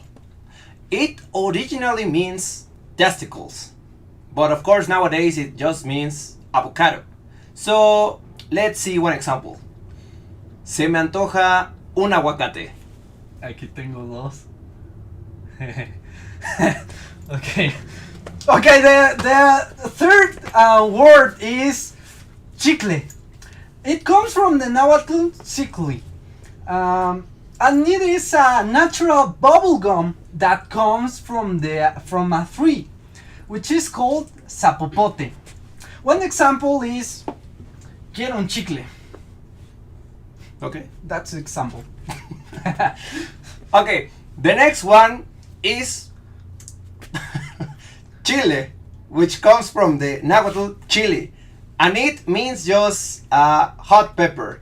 So, for example, en México, mucha comida tiene chile. The next word we have is chipotle, and it comes from the combination between chili and potle. Potle literally means smoke. So, as a translation of chipotle, we have smoked Hot pepper. smoked hot pepper. One example we have is, ay, no sabes cómo se me antojan unas buenas quesadillas ahí con su salsa de chipotle. Al tiro, papá. Okay, so the next one is chocolate, which of course you know what is that. It comes from the Nahuatl chocolatl. So, of course you don't need an English translation for this. As an example, a mí me encanta el chocolate blanco. A mí este. Bueno, okay. The next one is coyote, and it comes from the Nahuatl coyote. Simple, right? And it came to the English in the middle of 1700. Around that age came the word to the English. For example, ¿ya leíste la historia del coyote en la luna? No. Pues no, yo tampoco creo, la acabo de inventar. Okay. The next word is cuate. And cuate comes from the Nahuatl cuatl. Originally it means a twin. But nowadays in Mexico we refer, when we say cuate, to a close friend. So for example, Efraín es mi cuate. Cuatl. Mi cuatl. Okay, now we have the word elote, which comes from the Nahuatl elotl, and it means the ear of the corn. Elote in English is corn. One example is, Diego, ¿tú has visto este reto en internet del elote? Que se lo comen con un taladro. Está padre, ¿no? No lo he visto, pero supongo que sí. Pues ahí está, ahí lo ves luego. Okay. The next one is guacamole, which comes from the Nahuatl aguacamole, and it is at the same time formed by two words, aguacatl, which we covered before, aguacate, and mole, which means sauce. So, for example, a mí me gustan los nachos con guacamole. Muy ricos. Ricos. Next word is mezcal, and it comes from the Nahuatl mezcali. It is also formed by two words. The first one is metal, which is agvi, and the second one is escali, which is boiled. And it is a nice drink from Mexico, and if you come, you should try it. For example, Diego, ¿cómo me dan ganas de echarme un mezcal? De esos con el gusanito ahí dentro. Pues ahorita que terminemos el video nos lo echamos. Voy a invitar a mi novia a tomarlo. Okay. Sí. Perfecto. Okay, so the next word is popote, and this is a very Mexican word. It comes from the Nahuatl popotli, and it is originally a dry stem from a particular tree that is from a particular plant that is grown here in Mexico. So a popote is basically a straw. So for example, no uses popotes, son malos para el medio ambiente. Okay, gracias. The next word is tianguis, and it comes from the Nahuatl tibanquiscli, which means market. Tianguis in English is a street market, As an example, we could say, ¿sabes qué, Diego? Me dan ganas de comprarme más ropa en el tianguis. Porque es barata, es económica y no gastas mucho dinero. Ajá, ese es mi punto. Ok, o sea, es muy barato. Es barato. Es muy barato. The next one is tlapalería, and it comes from the Nahuatl tlapali, which actually means color. So nowadays a tlapalería is a hardware store where you can find paint and other tools. So for example, yo compro mi pintura y mis herramientas en la tlapalería. Oh, genial. The next one and the last one is tomate, and it comes from the Nahuatl tomatl. As you know, tomate means Agua gorda. which in direct translation is fat water. Tomate in English is tomato. For example, ¿alguna vez le has dado una mordida a un tomate? Sí, ¿Qué rayos? ¿Sí? sí, ¿Qué les pasa? es muy rico. Okay. That's it for today, my friends from SpanishPod101.com. I hope that you have enjoyed this video. If so, please give us your thumbs up because we love to see them. And also, if you have any opinion, any comment, let us know in the comment section. Nos vemos en el siguiente video. Hasta luego. Hello there, friends from SpanishPod101.com. My name is Diego. And I'm Efraín. And today we're gonna check refranes, which can be translated as saying. But refranes is much more than that, because it includes cultural and education from Mexico. Exactly. So in this video, we're going to check 10 very popular refranes that you should know. So enjoy this video. So, Enjoy. So, what is a refran? A refran basically is a short and pithy expression that contains wisdom. But some refranes also teach a moral lesson. okay, the first refrán is al buen entendedor, pocas palabras. Lo cual puede significar que a alguien inteligente no se le necesita dar muchas explicaciones. Y puede ser traducido al inglés como a word to the wise is enough. El segundo refrán es más sabe el diablo por viejo que por diablo. Y aquí podemos nosotros entender que la experiencia y el conocimiento vienen a través de lo que los años aportan. Y puede ser traducido al inglés como the experience is the best teacher. So the third one is árbol que crece torcido, jamás su tronco endereza. Y esta frase quiere decir que una persona no podrá cambiar su forma de pensar o de actuar si no ha sido formado o enseñado desde pequeño. Una traducción en inglés puede ser as the twig is bent, so the tree grows. Okay, the next refrán is crea fama y échate a dormir. Lo cual significa que una vez que tú tienes cierta reputación, esta reputación te va a anteceder y costará tiempo y esfuerzo cambiarla. En inglés se puede traducir o hay un refrán o hay un saying similar a este, el cual es give the dog a bad name and hang him. Sí, el siguiente es dime de qué presumes y te diré de qué careces. Y esto habla de una persona que expone mucho sus virtudes, su conocimiento, sus logros y en una forma los presume.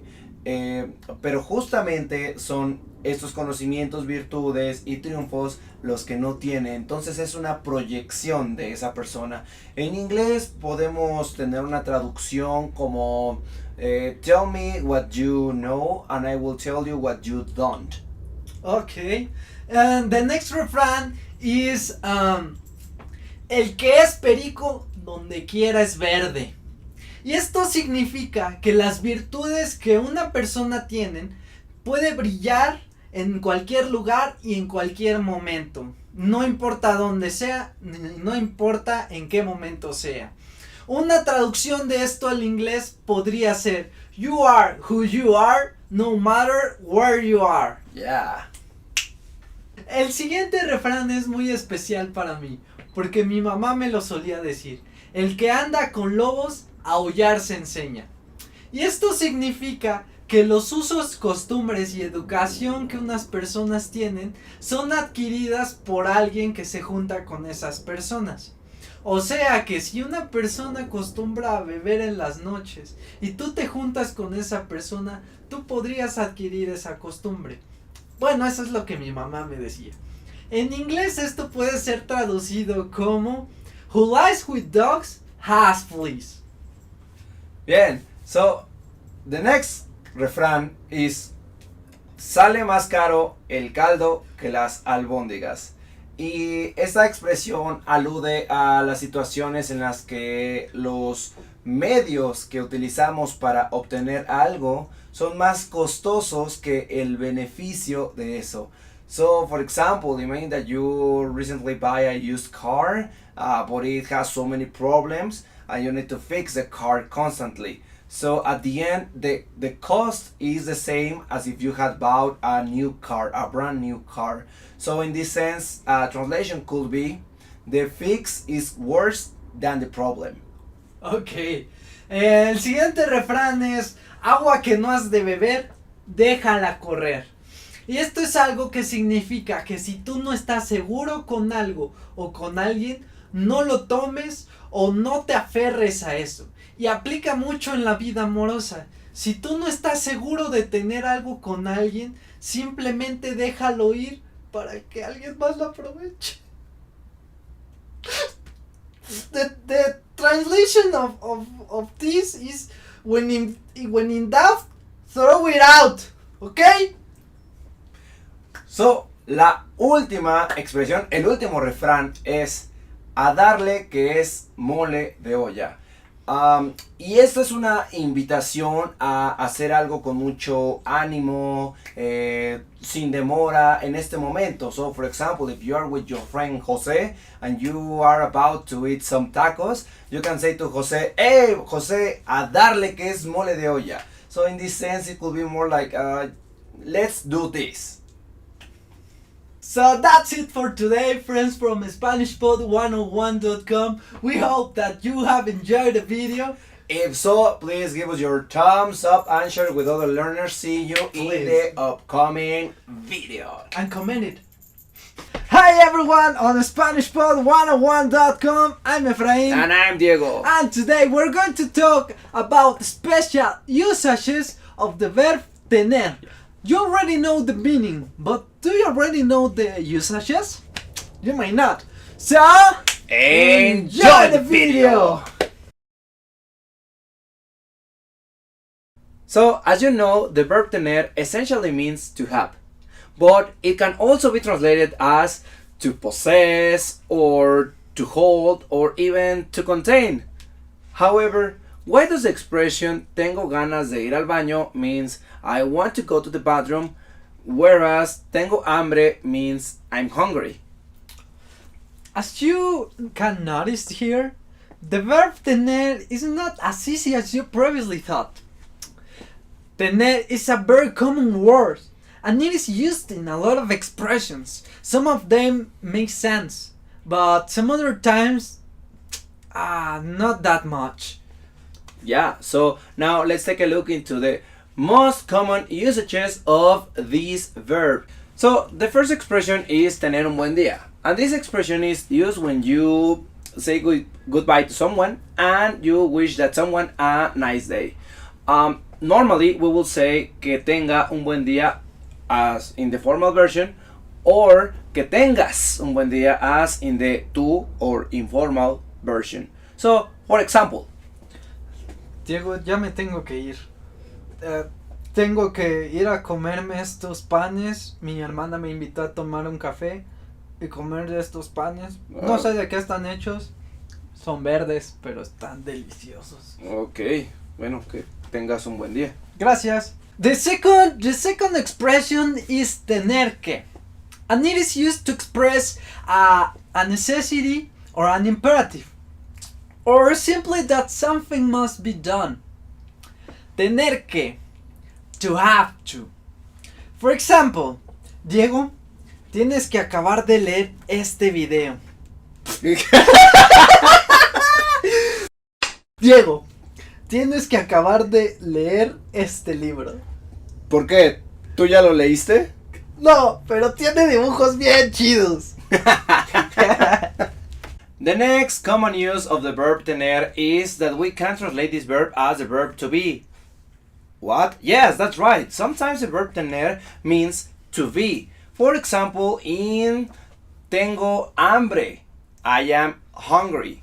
Tengo sed, I am thirsty. Tengo sueño, I am sleepy. Tengo razón, I am right. Tengo prisa, I am in a hurry. And so on.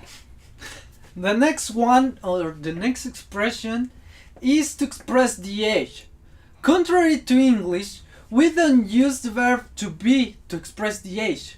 We rather use the verb tener. For example, Diego, ¿cuántos años tiene tu novia? Yo no tengo novia. Ah, ¿no? ¿Y qué me dices de la que... de la... o de... Bueno, cambiemos de tema. mi novia tiene 20 años.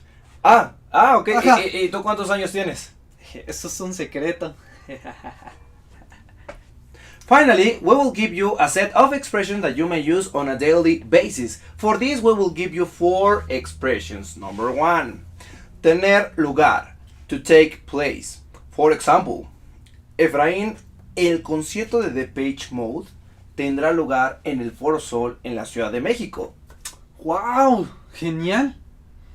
Okay, the second one. Tener los nervios de punta.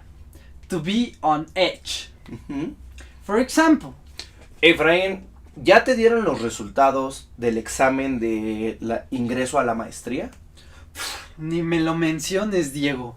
Tengo los nervios de punta. Mañana me dan los resultados. Tranquilo, todo va a estar muy bien. Todo va a estar muy bien. Eso espero. Okay, the next one is tener ganas de. It means to feel like, and it is very simple. For example, tengo ganas de comer unos taquitos. Tengo ganas de jugar Monopoly. Very straightforward. Okay, the last one is tener que ver con. To have to do with. And, for example, Diego, yo iba caminando con mi amiga Sofía el otro día. Oye, a todo esto, ¿cómo está tu hermano? Muy bien, gracias.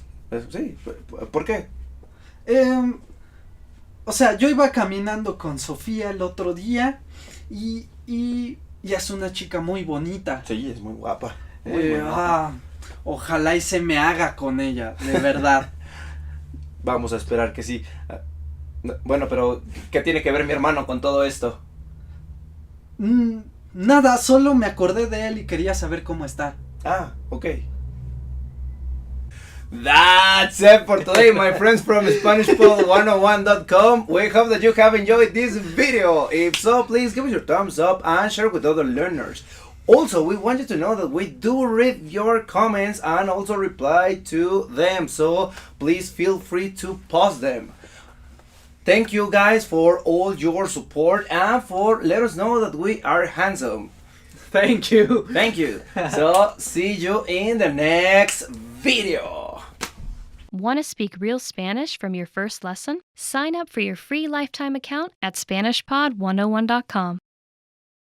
Hola, bienvenidos. Hello and welcome. Mi nombre es Romina. My name is Romina. Mucho gusto. Nice to meet you. Hoy voy a explicarte 3 estructuras gramaticales para dar sugerencias o recomendaciones con la palabra mejor.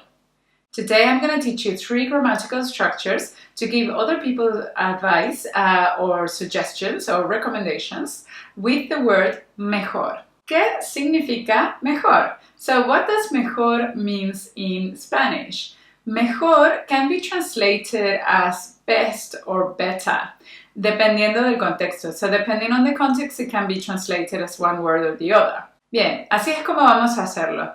Primero voy a explicarte las frases, ¿ok? Voy a pedirte que repitas después de mí varias veces, así practicas la pronunciación. Y al final del video vamos a hacer ejercicios para que tú practiques las nuevas estructuras. So this is the way we're going to do it. First, I'm going to explain you the structures, okay? I'm going to ask you to repeat a few times so you get the hang of the pronunciation.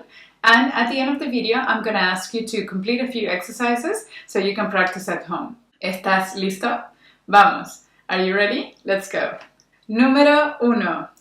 ¿Por qué no mejor más presente del indicativo? Please repeat. ¿Por qué no mejor más presente del indicativo? Por favor, repite. ¿Por qué no mejor? ¿Por qué no mejor? ¿Por qué no mejor? ¿Por qué no mejor? Okay, so after this, you have to use the verbs in the present tense of the indicative form. Okay, so the way you use this phrase in Spanish is in situations when someone is telling you their issue, they're talking to you about a problem they're having, and they're thinking about a solution, but you don't consider this solution good enough, and you're thinking of giving them another option, okay, that rules out that one instead, okay? So it's almost like if you are saying, like, why don't you do this instead, okay? Or it would be better if you did this other thing, okay? That's what you're saying with this phrase. ¿Por qué no mejor? Okay? So you're ruling out a different idea, a previous idea, okay? Let's say, for example, your friend is having issues at work and this person feels overwhelmed, and it's he's or she is saying that they want to quit their job, and you think this is a bit dramatic, a bit drastic, and maybe just talking to the manager will fix the issue, right? So you're going to say in Spanish, ¿por qué no mejor hablas con tu jefe? Please repeat. ¿Por qué no mejor hablas con tu jefe?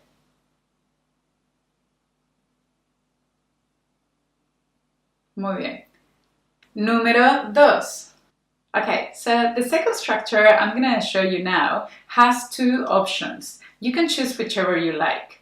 The first one is será mejor que, and then the other option is va a ser mejor que. Okay, please repeat. Será mejor que. Será mejor que.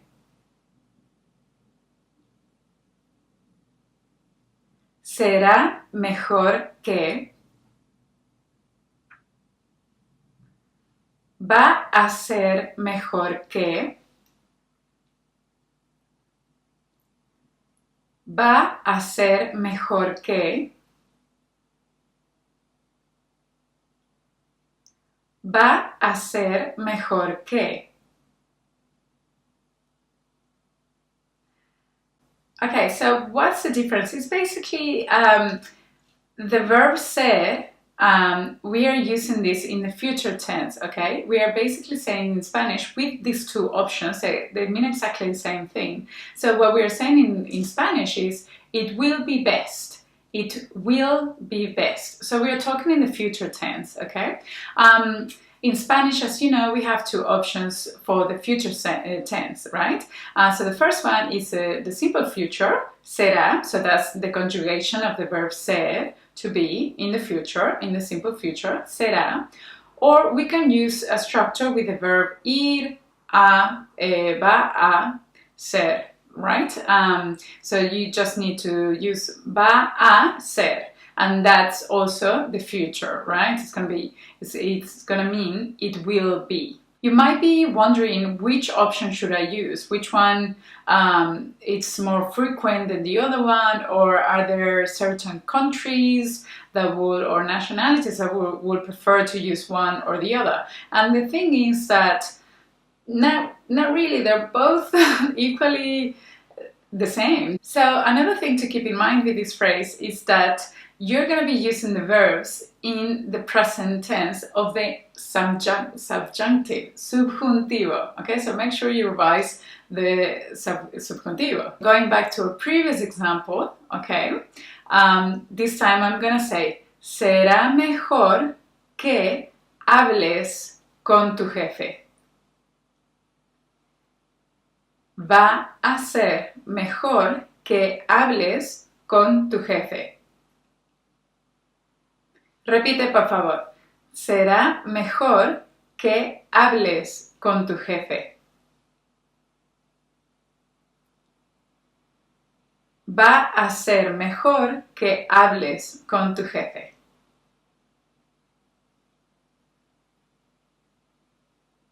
So again, here we can be using this phrase as an alternative to something else. Like you're just giving them a suggestion. Like, I think it will be best if you talk to your boss instead of quitting your job. So you're saying it will be best, right? But you don't necessarily need to wait for them to say a suggestion or a solution that they're thinking of. You don't have to wait until they do that to use this phrase. We actually use it all the time without necessarily canceling a previous idea. Número 3.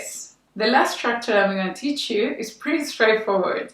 It's just the word mejor plus the verbs in the imperative form. So make sure you practice the verb conjugation in the imperative form.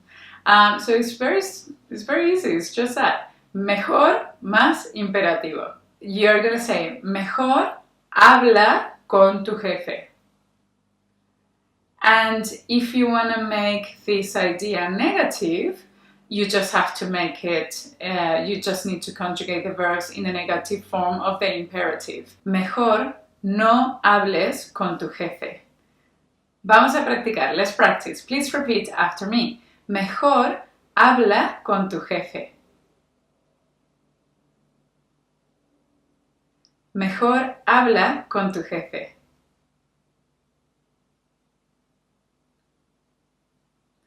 Mejor no hables con tu jefe. Mejor no hables con tu jefe. Now, I would like for you to give suggestions or recommendations with the 3 structures that you just learned to these 4 issues. Try to say as many phrases as you can. Tengo problemas para dormir.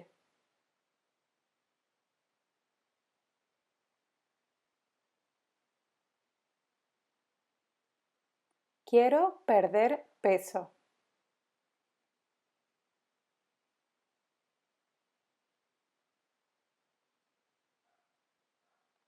Me gustaría aprender mandarín.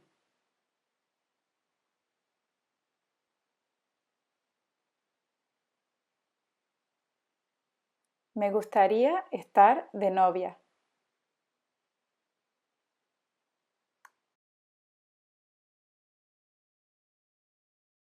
Okay, amigos, those are the 3 structures I wanted to teach you with the word mejor. I hope that you understand everything, that you understand how to use these structures. I definitely recommend you to go back a few times in the video, practice these phrases as much as you can, And definitely it's very important for you to practice the conjugations of the verbs in Spanish for the present tense in the indicative form, for the present tense in the subjunctive form, and of course the imperative.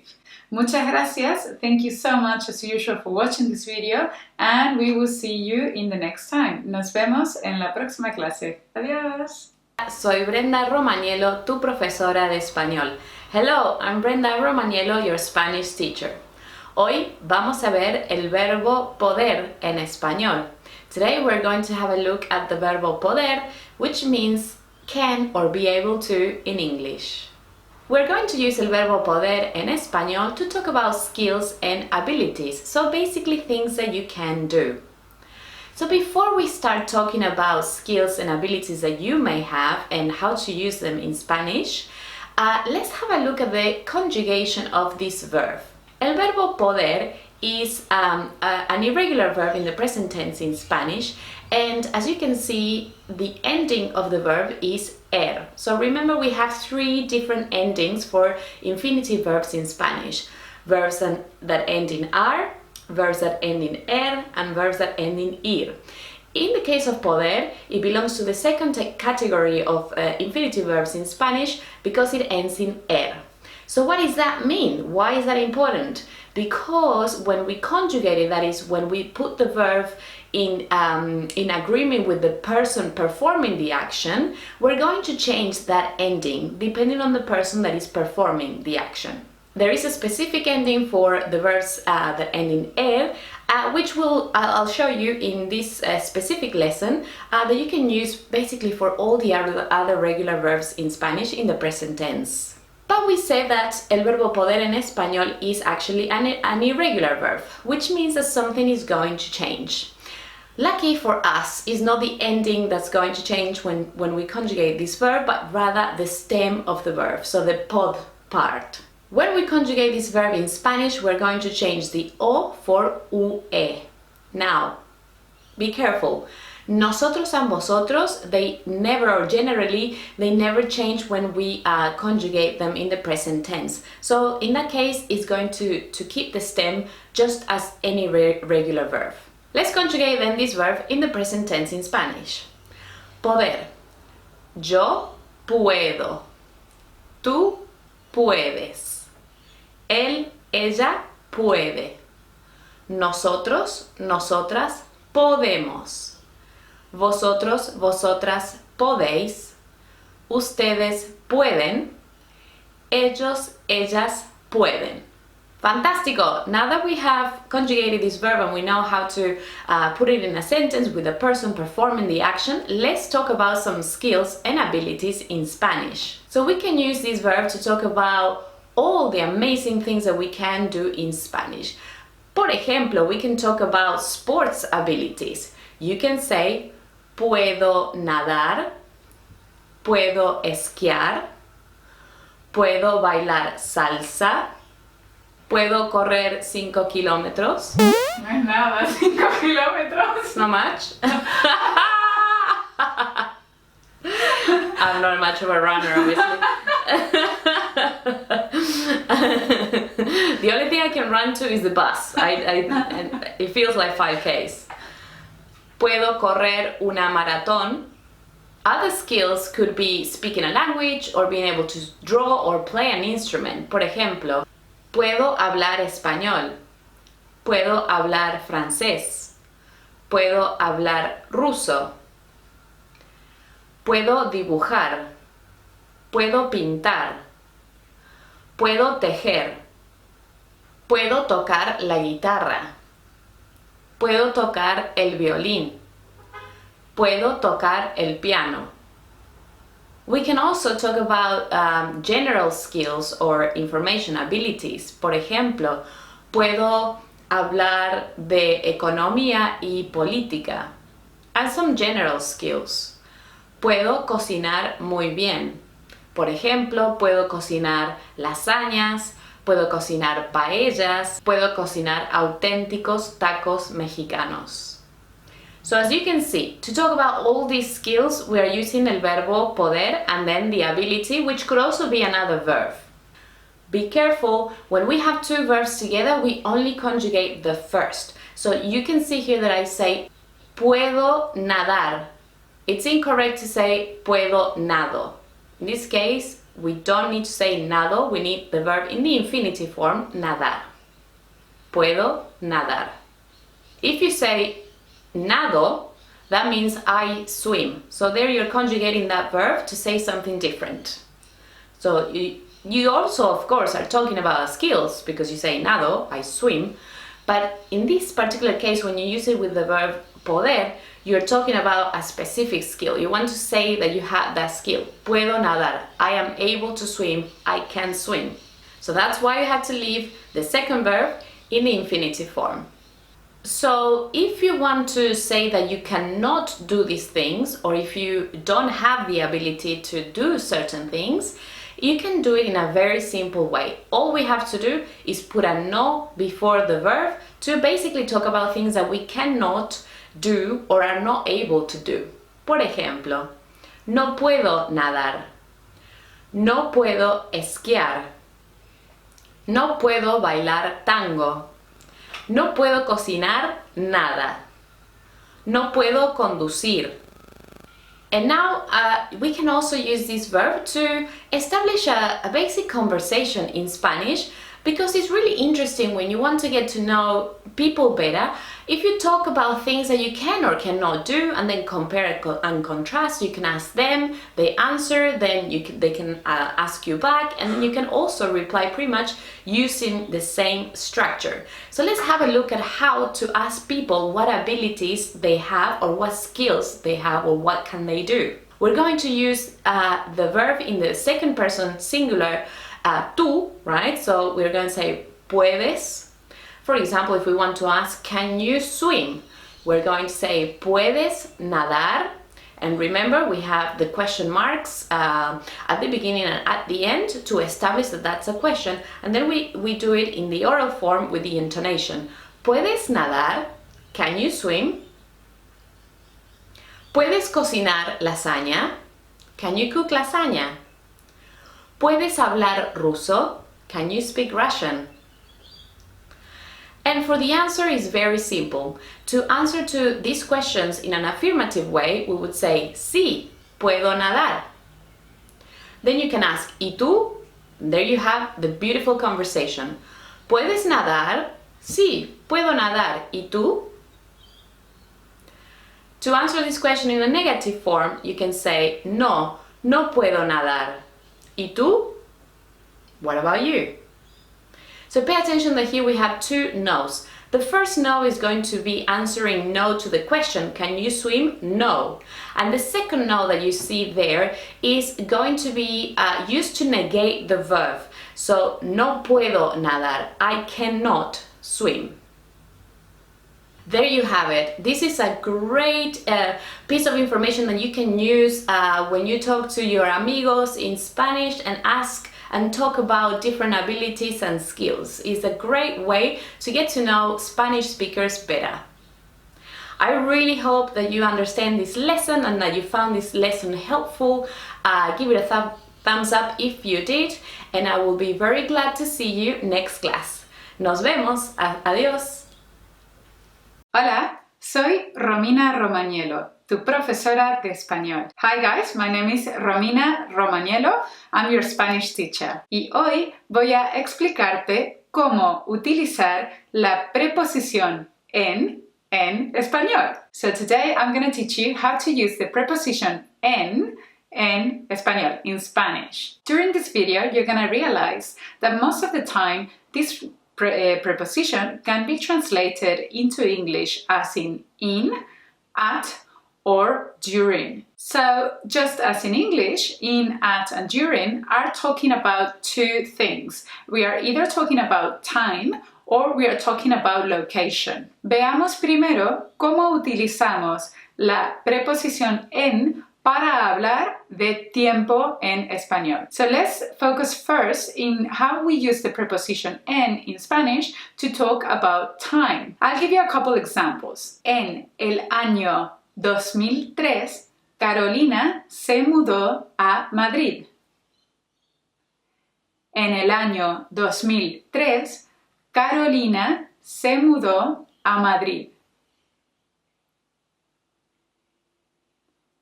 En el año 2003, Carolina se mudó a Madrid.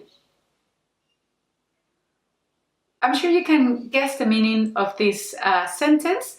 Basically, we're just saying in the year 2003, Carolina moved to Madrid. So here the preposition en is showing the time, exactly the year where this happened. En Pascuas viajé a Chile. En Pascuas viajé a Chile. So in this example, again, I'm using the preposition en to talk about the time that I traveled to Chile. During Easter, so you can see that in this case, I'm not going to be translating the preposition en as in, as in the previous example. Instead, I'm going to translate it as during. During Easter, I traveled to Chile. I guess you can also use the preposition in English, but I'm not too sure about that. I think it's okay if you say, I traveled to Chile in Easter. I think that's grammatically correct as well.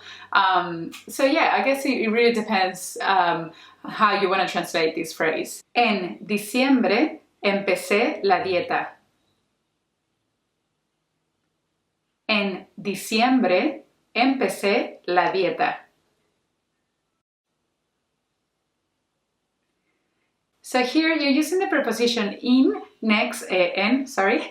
followed by a month, okay? So it's perfectly fine in Spanish to say en plus a month, okay? En enero, en febrero, en marzo.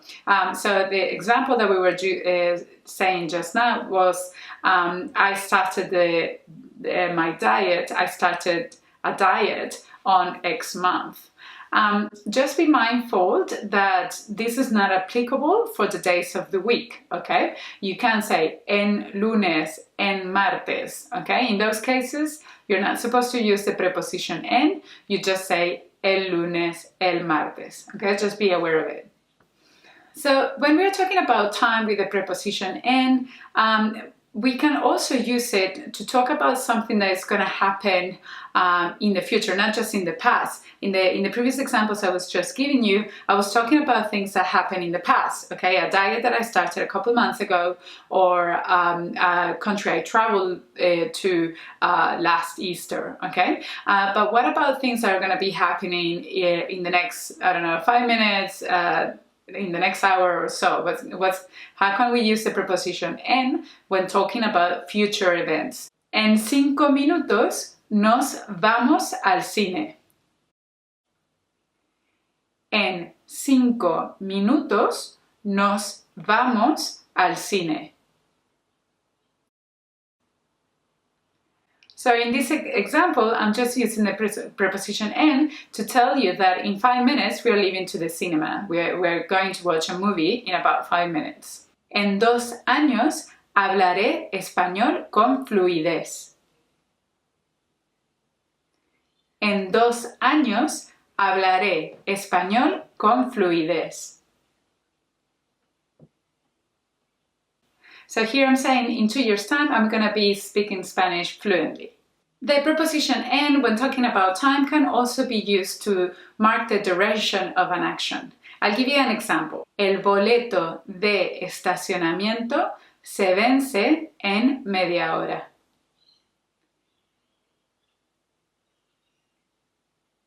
El boleto de estacionamiento se vence en media hora.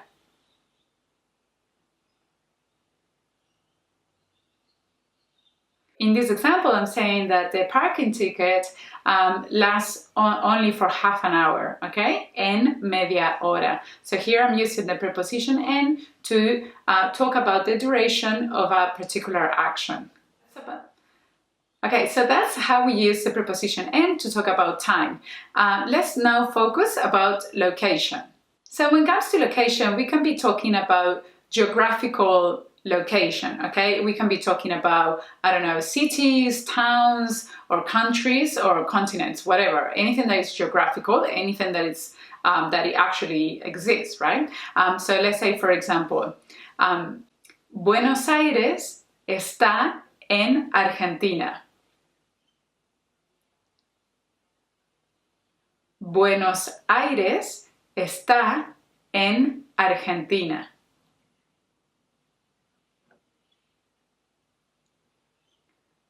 So here, la preposición en means in. Buenos Aires, the capital city of Argentina, is in Argentina. María está de vacaciones en Colombia. María está de vacaciones en Colombia. So here we are saying that Maria is having a holiday in Colombia, is currently in a holiday in Colombia. So of course when we talk about location, it doesn't necessarily mean only geographical cities or countries. It can also mean just any place, really. La cama está en la habitación. La cama está en la habitación. So here we are saying the bed is in the bedroom, okay? Me olvidé el paraguas en el carro. Me olvidé el paraguas en el carro. So here we're saying I forgot the umbrella in the car. So basically here we are talking about the inside of the car. In this example that I just mentioned, we can replace in Spanish the preposition en by the preposition dentro, okay? Instead of saying en el carro, I can say dentro del carro. In this context, both en and dentro mean inside. Las flores están en la mesa. Las flores están en la mesa.